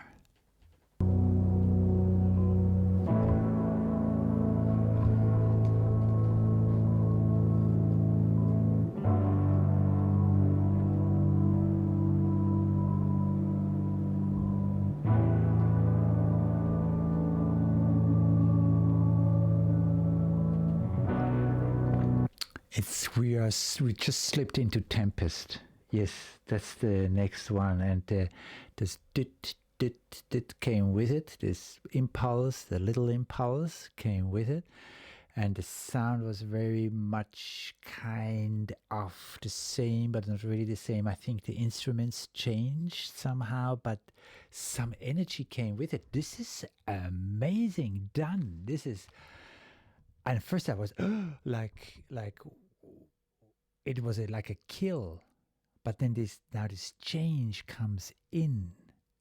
Oh my gosh, this is an art. This is art. I go back, and then I hope I have enough batteries to go into Tempest. If not, then I have to make a break in between. But maybe it works. And then we just go on. Now I go back to Radio Towers. What was it? I missed it again. It's not that easy. Radio Towers, and I go here. And now let's hear the change again. Wait.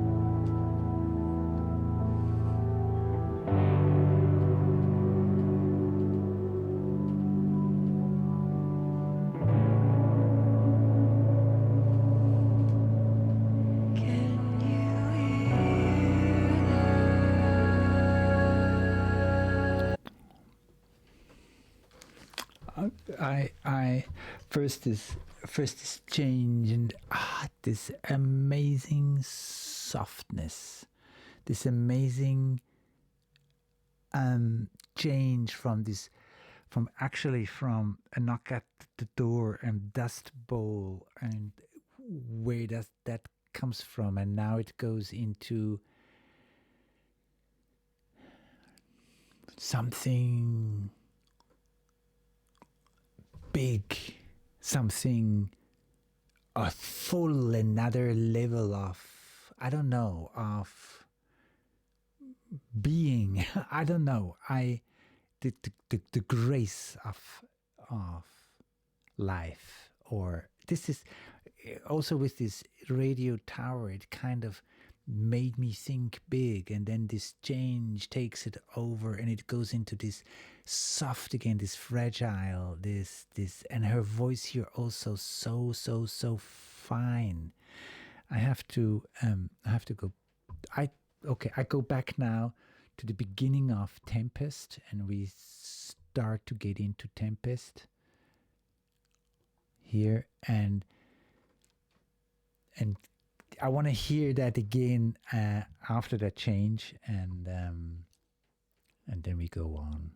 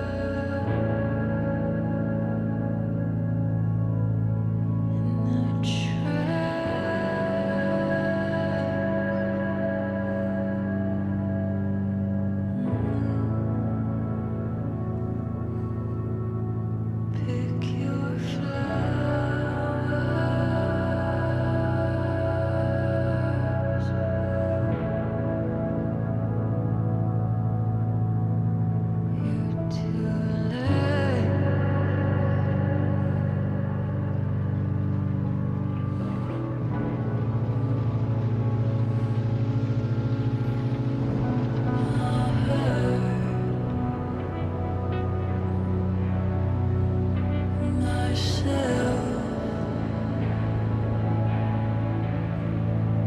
If I want,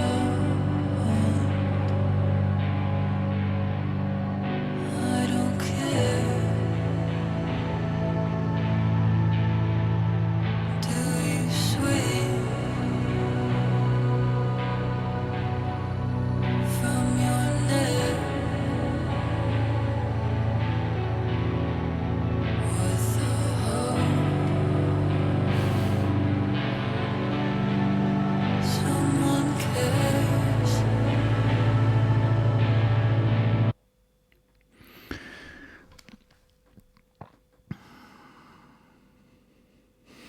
I'm totally aware that with my pausing, maybe some people are here and hear these songs also the first time like I do. But I still have to because there's so much happening again. And I bring the lyrics in here. And this is again her voice goes into a mix of this depth and sadness, and at the same time it's also a little bit higher also. It goes again into this love area, and the music is also like again this open space in which things happen. And the waves were there also this time with the piano. I don't know what the waves did before, some other instrument. But here it is with the piano, and everything comes down a little bit tighter, a bit earthier, a bit more touchable. And can you hear them, the trains? Can you hear them? Can you see yourself on that field? There are the trains running somewhere. Pick your flowers. You're too late.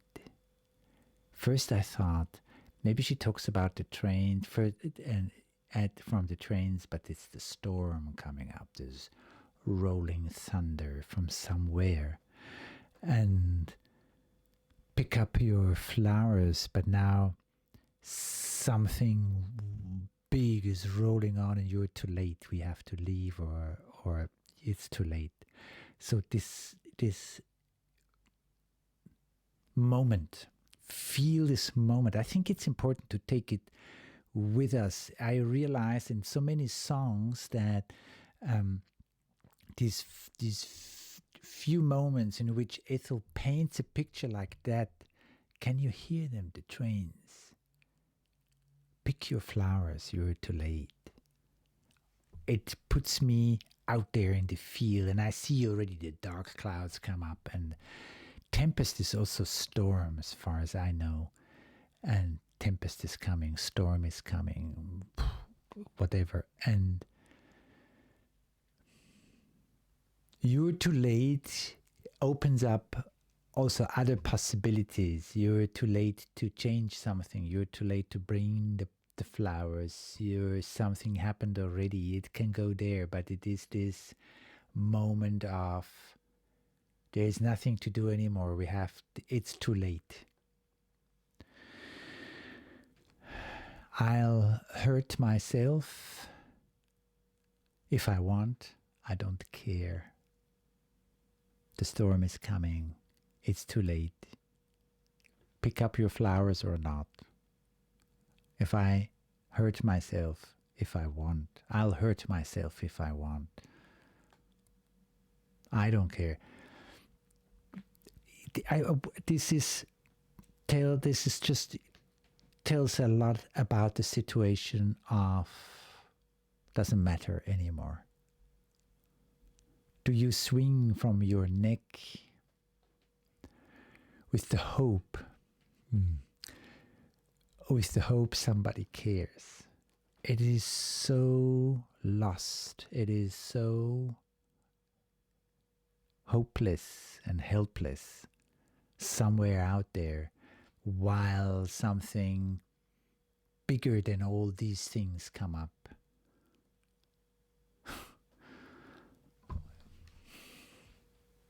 these are important lines, and I feel that they are also very important to the whole song, and which brings me actually to a point on to take a more solid and a more stronger point of view when I look at the whole development through the whole album, especially for relationship and love, to really see it,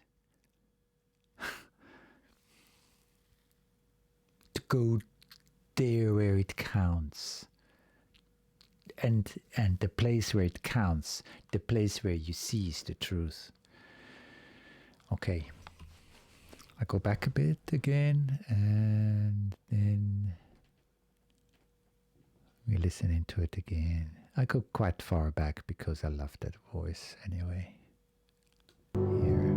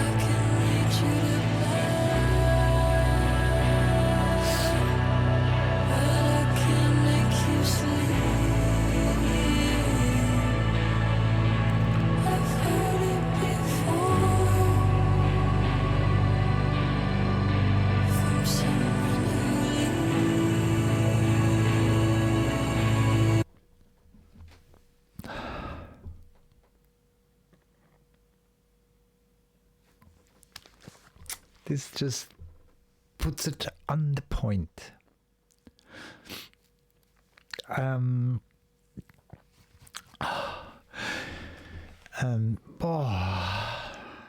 This is exactly, yes, it is exactly what I felt. I feel that in so many songs of her.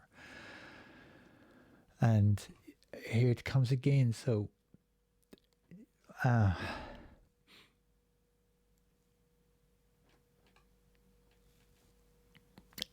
even with these hard lines up here, do you swing from your neck with the hope someone cares?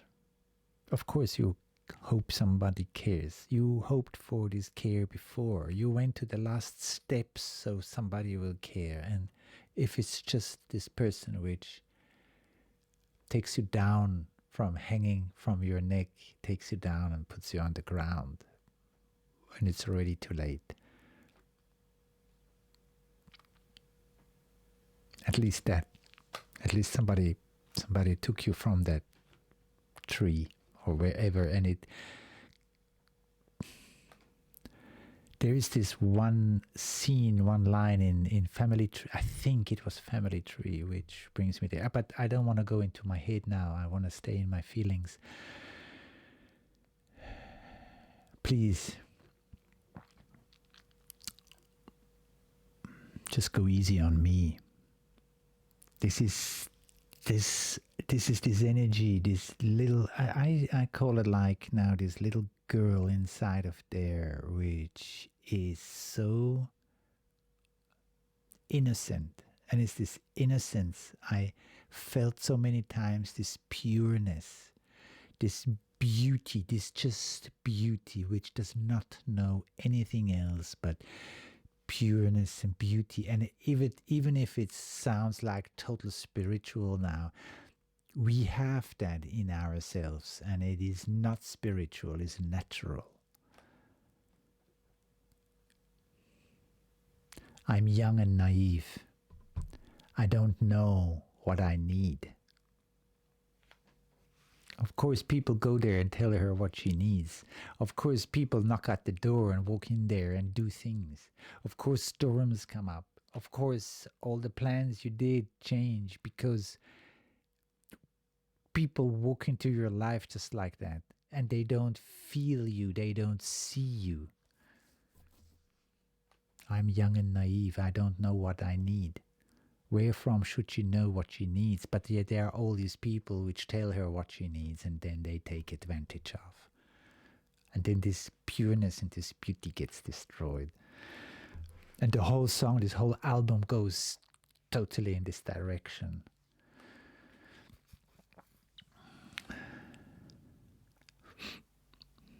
Even if it just makes a huge curve around exactly that, for example, in Fuck Me Eyes, but there also, even if she makes this huge detour around this beauty, this center of love, even when she makes that, it is still feelable that the whole story actually in the end wants to go there to be loved. And then here you stand and where to go, what do I need, where to go, what to do with it when I don't know how things work. And on one side you would know how it works because you can love. That would be the way, but out there, not everybody is ready for that. To me, Ethel opens up one of the most important things in our world, in which we really we don't feel, we don't respect. A lot of us do, and too many don't. Too many go with anything else but love and respect and feelings. All the rest, they go with all the rest.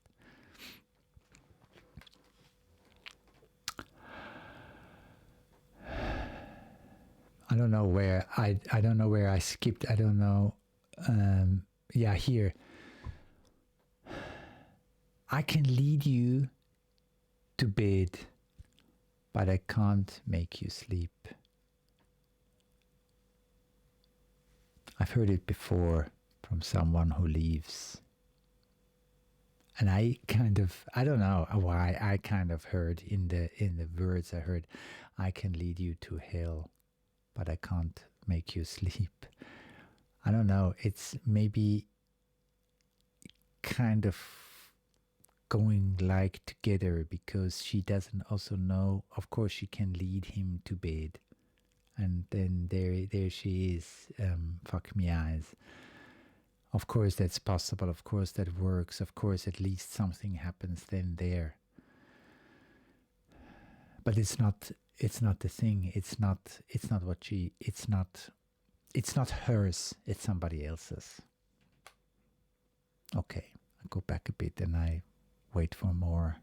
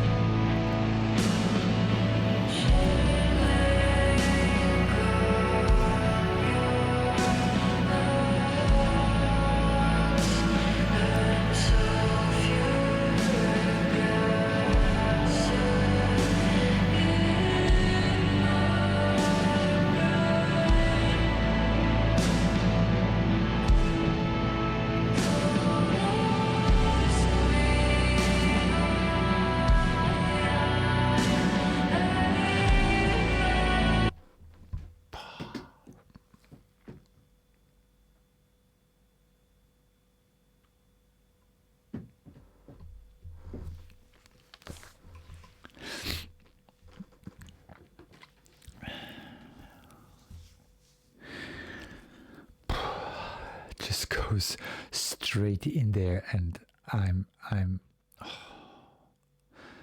still dream of violence, angry at the waiting game, chain link on your lungs. I need to understand this one, but I feel it, this chain link on your lungs, which just makes it all tight, angry at the waiting game, this waiting game. Still dream of violence. It's like this violence seems to be all over, around, constantly present somehow, in one way or the other, this violence. And sulfuric acid in my brain. Don't ask me why I hate myself. And now it comes there. Yes, don't ask me. Of course, you are thrown in a world in which this is the only world you got. It's the only world you are in. It's the only world there is. And you don't match. You don't go in there. You come in there we all come into this world. It's this world. It's the one world. And we come in here and we are pure. In the very most cases, we are totally pure. And what happens? It gets changed. And these changes are so many times totally in an unconscious way. Our souls are getting deformed, and we don't, in the most cases, we don't realize it, but something is deeply wrong. So, of course, you start to hate yourself because it's not working. It's not working out. The whole love is not working. The things you do, when you're standing here with your being, and this being is itchy, this being is not really matching, and it's not only that you are just different, it's you get attacked for it. People want to change you. You get to feel their judgment,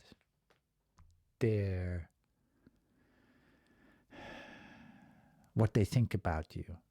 And it's theirs, it's not yours, it's not reality, it's something made up in a head. I could get angry also on that one. As I'm circling the drain, she can't get away from that drain, she's circling it. It is there. And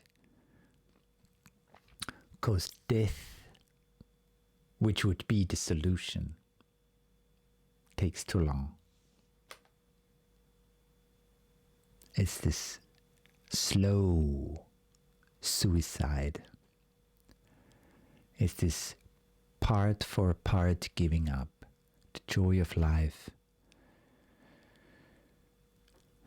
substances, hurting yourself, giving yourself pain.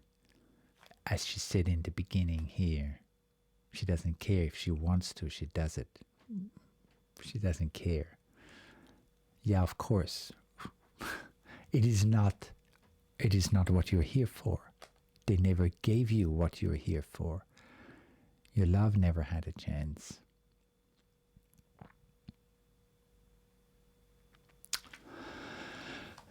As I'm circling the drain. Oh, Ethel, you're going really into it, and it's like I am very impressed the way you do that. I'm very impressed the way you open up life, and it is also healing to feel that and to go through it and to realize what's going on. This is a very strong healing part. We should go out and bring this song to everybody with this understanding. Okay, I need to go back again and let's go. I've heard it before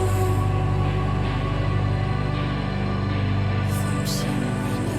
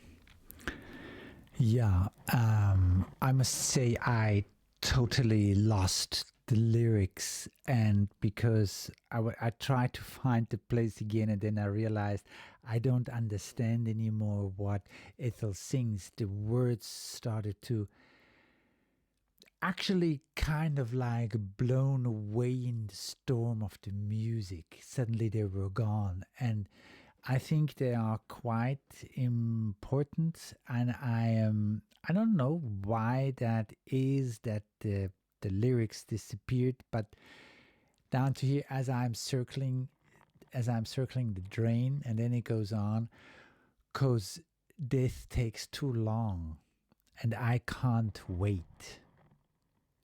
Waiting on my own, waiting on my own. Waiting for death, and it you don't know when it comes, especially when you're waiting, especially when you're waiting on your own, when all the things left, when everything is gone, when it goes away, when it slipped out of your hands, as with this storm. And there's this desire that this will come, but it's this waiting game. It feels like a waiting game. It is like it's certain, but nobody knows when and how. Always on my own, waiting on my own, waiting on my own, always on my own. Very, lost. Very left alone.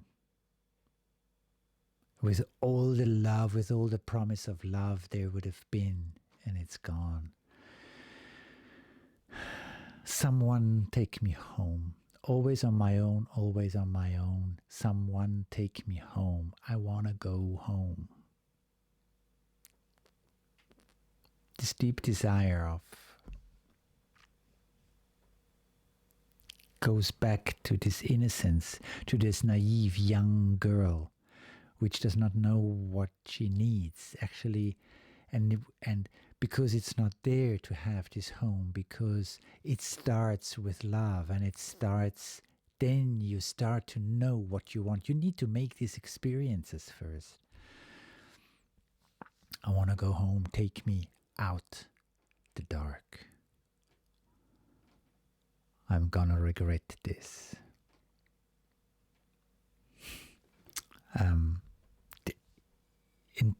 It's same time also this growing up. I'm going to regret this. I'm going to regret my loneliness, where I am stuck, and take me out of the dark. Take me out the dark. Take me. I want to. Oh gosh, I could repeat that again and again and again, because it just is there, where what we all are looking for.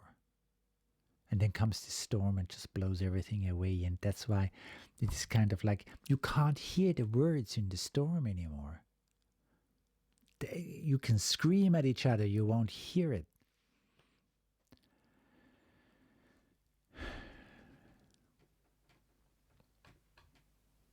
You came around here just to watch me write. Am I what you think about all late at night? You can try and stop me, hold me, do all the things that you do, but it's no good. Forever, forever, forever, forever. It leaves a lot of things open, and to me, it is just from the understanding. I cannot put the last picture together, but when I feel into it, then it's the storm which just destroyed everything, and it's this storm in which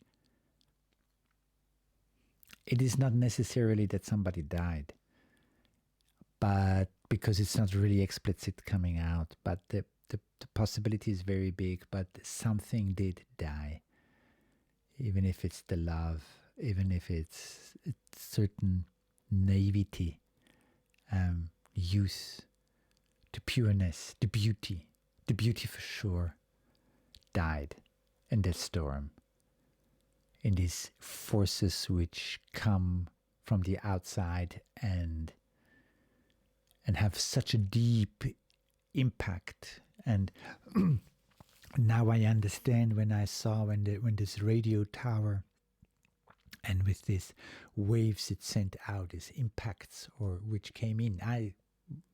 Either way, and these waves going and interfering to something, penetrating this world.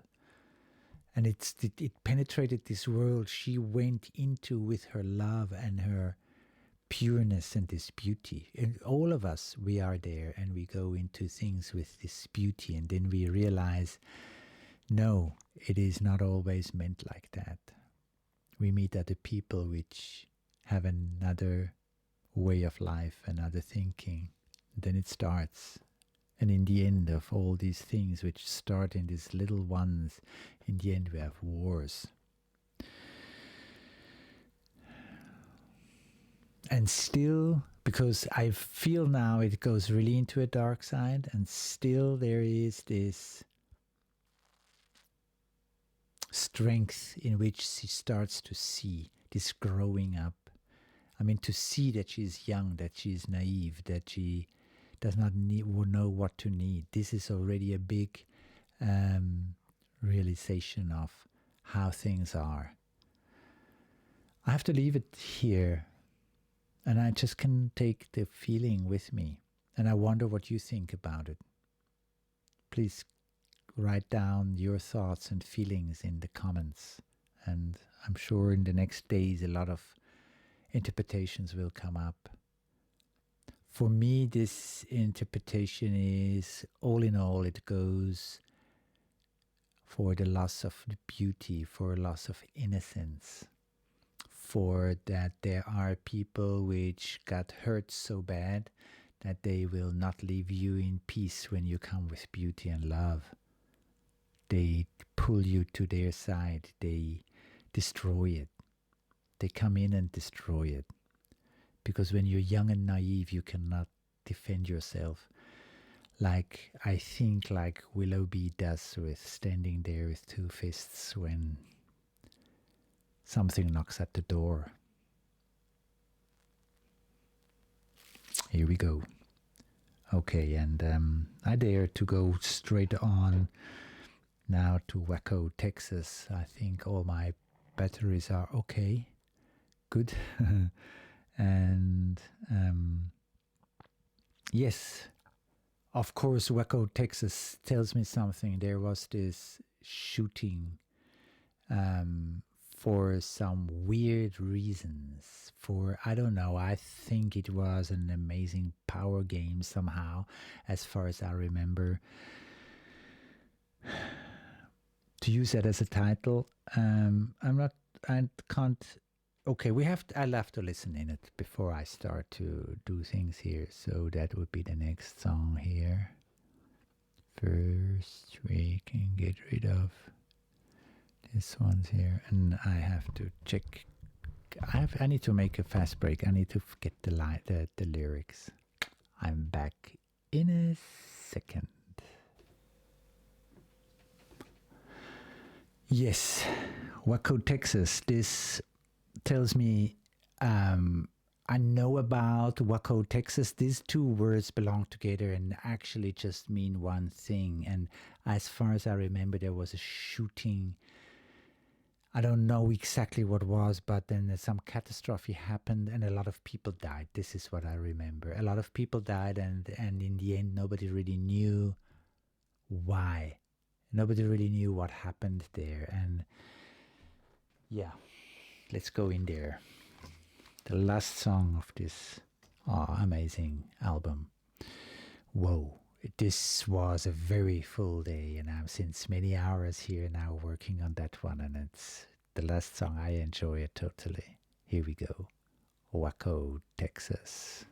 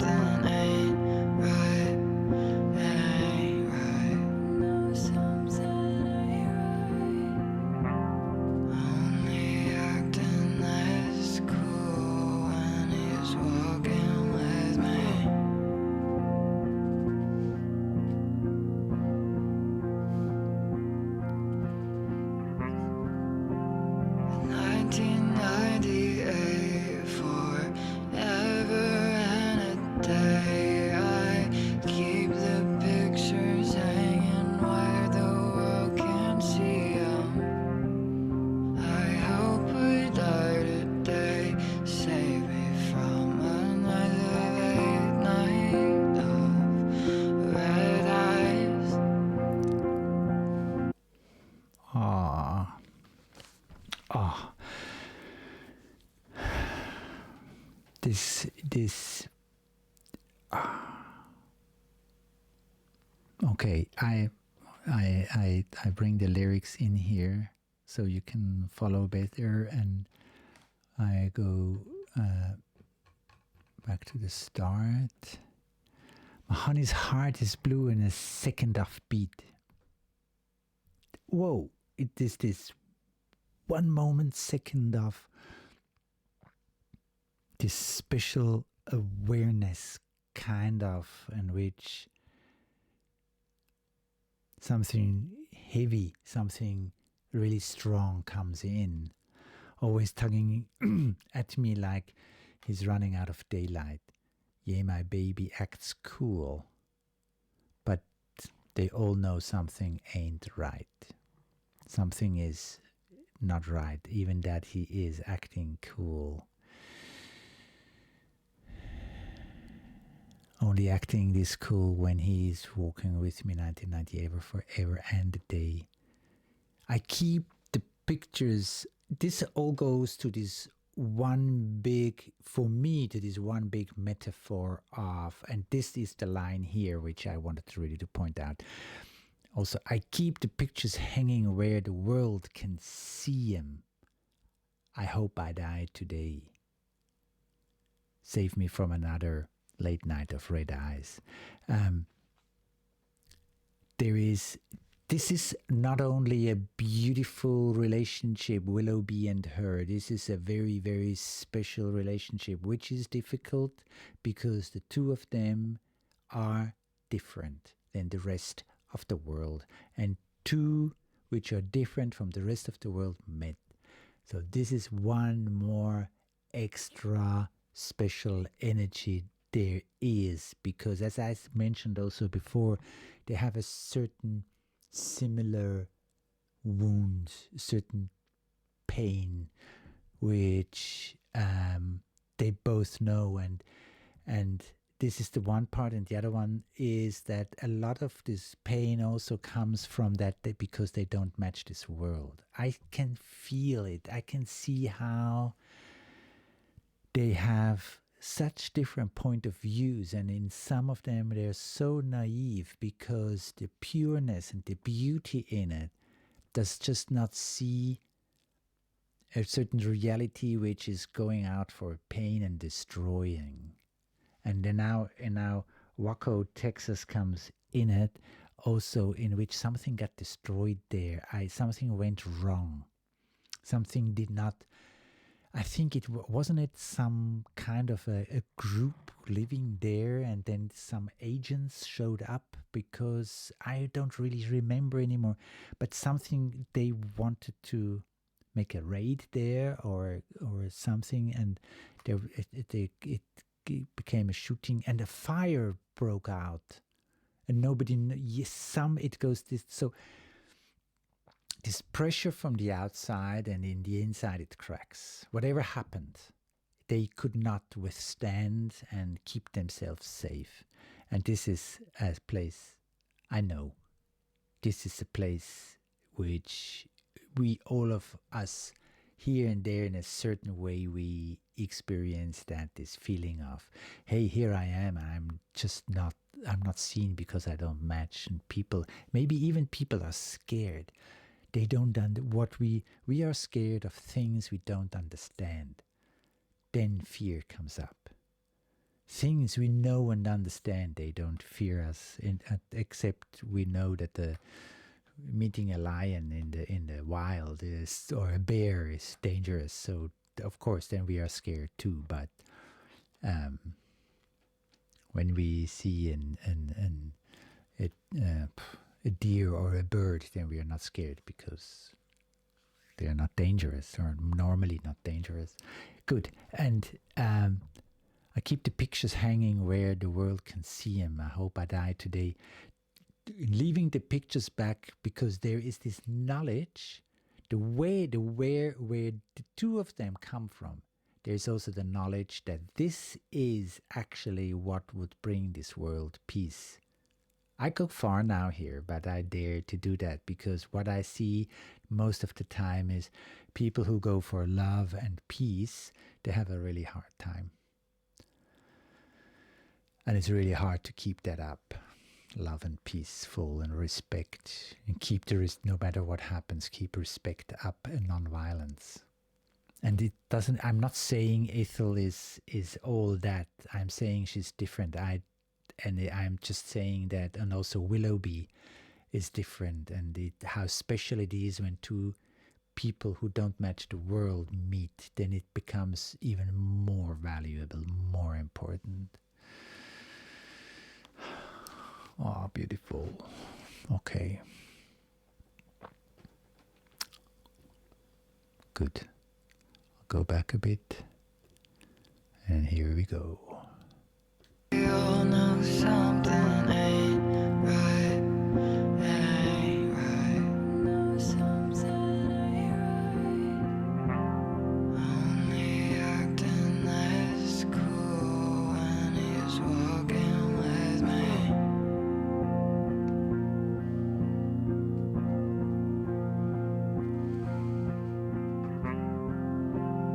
1998.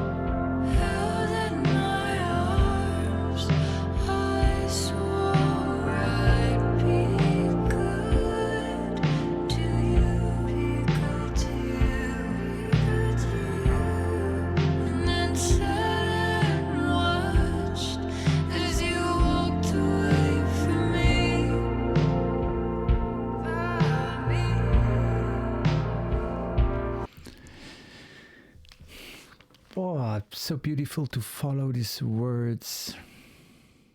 And these words talk about connection, talk about heart-to-heart connection, talk about a love which respects each other and goes with each other. And it's not always just like beautiful and amazing. It's also difficult sometimes, which shines through here too. And now, how she will be there for him, hold him in her arms. And I swore I'd be good to you. And you know it is true because I said it. This is connection. This is trust. This is going there where you actually trust yourselves blind. And she also trusted him fully and got some scars out of it because he told her, be as you are. And this is this one line which is so important. And when you really mean it and you really can go with it and you really can take a full person, not a person which just shows you the sweet sides and the good side, the nice sides, all sides. And then you can go there where you can be really here for somebody. And sat and watched you walk away. Yeah, you've changed. Here he goes on. And go back a bit again. Not much, because it is just beautiful to flow with the words, with her voice and the music with it. And it comes down to, I think, to a great ending of this album with that one.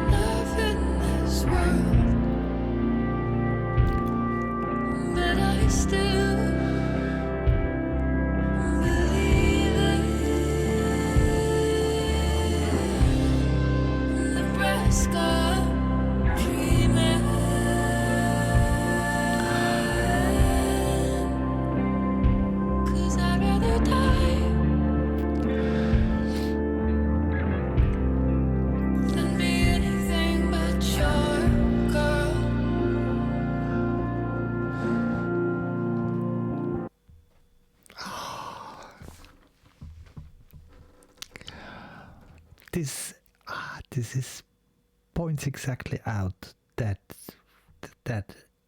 beautiful, pure energy.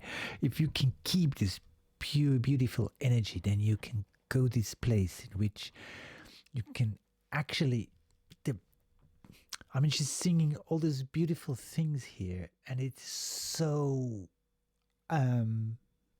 real. Because she kept something inside of her. She kept, I don't know what she kept, the love, the beauty, the pureness, the naivety, the innocence. Something did not get destroyed, and she sticks to it. She holds up to it. She keeps it up in this box. They are both together, in which they create their own world, because the rest of the world does not understand them. So together, this work. This is how relationships should be, in my opinion. And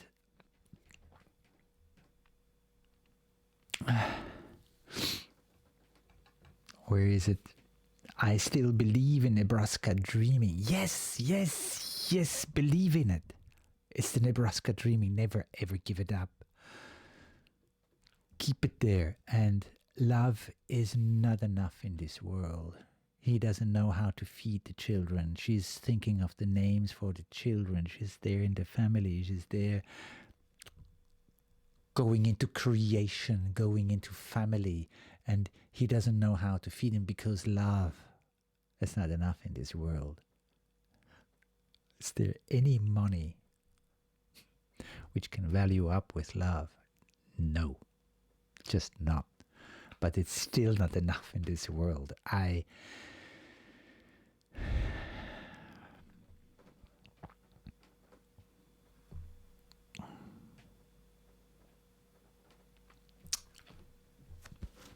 That touches me so deep.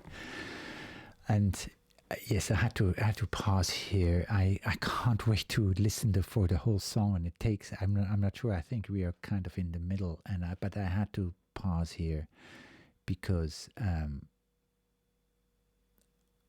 rather die than be anything but your girl. This is This is it, and I believe her. I believe every word she's singing here. I believe it totally. This is Willoughby Tucker. She loves forever. It's not just a title. It's a promise. It's a promise written into the solid foundation of Himalaya. I don't know, or I don't know where, but it is there. There's nothing else can move anything. Can move her, nothing can move her from her love. And this is sometimes the difficult part in this world, to meet the world with this love. There are these forces coming from the outside, and there are forces they don't really like that. I have to say it. I just go a bit back. I really want to get to know this song. But I still believe in Nebraska dreaming.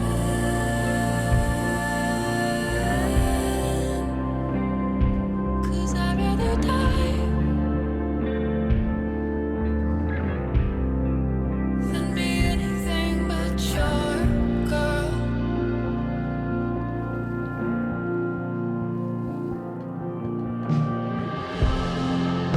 I never meant to hurt you, but somehow I knew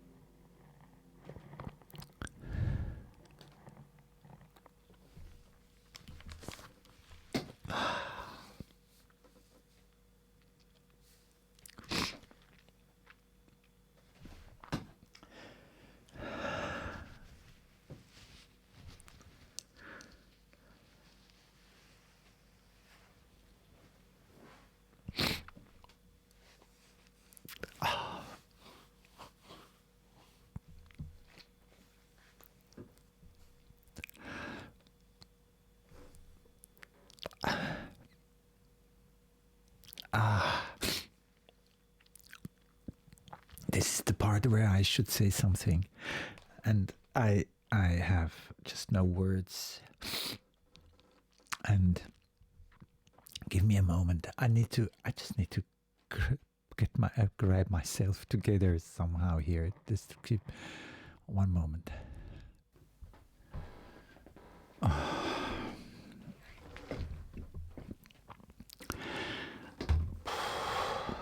Okay. Let me check if I'm really, good.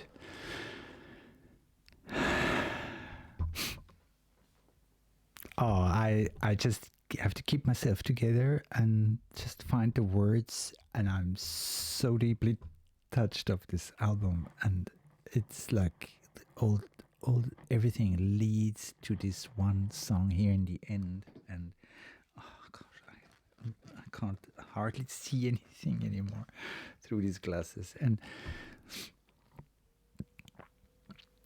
comes down to the real true love. And the thing she's saying in the end is not from this world, and it's something which I thought like this is something I don't even dare to dream of, and she's singing it. She puts it in words, and where did I lose that faith or that world in me in which what she goes for? And it's such a reminder to me to go with myself, to go there, and like this line here also. 1 second. This one, like it, so many things. To be known the way you should is to put yourself through hell. Of course it's hell when you cannot be as you are, when you're not get accepted as you are, with your mistakes, with your different thoughts, your different feelings, your different. And when I look at the world at the moment, I wish there would be many, many, many more Ethel Cains, many, many more Willoughby Tuckers. More people who are crying with me now here when they listen to this album and connect to this field Ethel puts out there. And gosh, I'm like, I don't know what I'm going to do on the concert.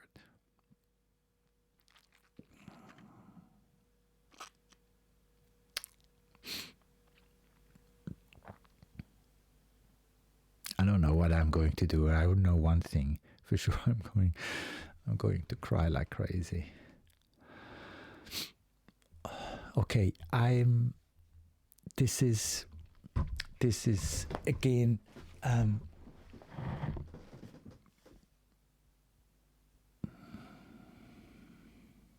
there are many hours now I did that here, and I really dived into Ethel's world, and I feel it her like in every cell in my body, and it's good. It was a real process to do that, and I feel some changes. And in the beginning, when I started with this album, I asked you to feel again and again into yourself, and just to see what is the difference in at the beginning of the album and in the end. And in the beginning, I also thought, okay, this is another album, and it's going to touch me, and it's Ethel Cain, and I love what she's doing, and now I'm sitting here, and something deeper changed in me, something which tells me to keep the Nebraska dream alive. Whatever your Nebraska dream is, keep it alive. Never ever give it away. And do all these promises she does here, and go into this real, true love, and love things till death. and fear what's knocking at the door, because you have no plan B. There is only one plan.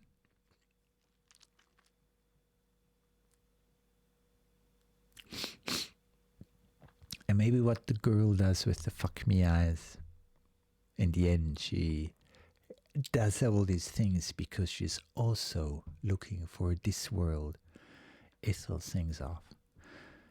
She's driving around in this Cadillac, and all she's driving because she wants to find that place, that home.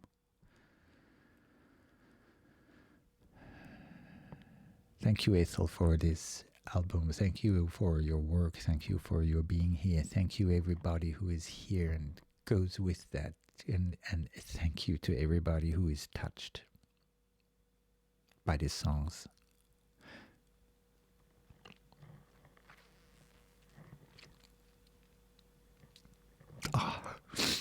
I'm happy. I'm crying and I'm happy and I'm touched and I feel alive. I feel so alive.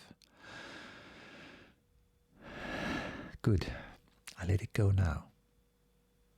I will sit down and look at the world with new eyes. Thank you so much for being here.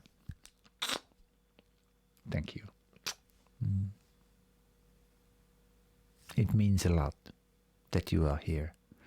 Enjoy yourself. There is a lot to enjoy. And yes, there is love. And keep it up no matter what happens. No matter what knocks on the door. Be scared, but stay true to yourself. Thank you. See you soon.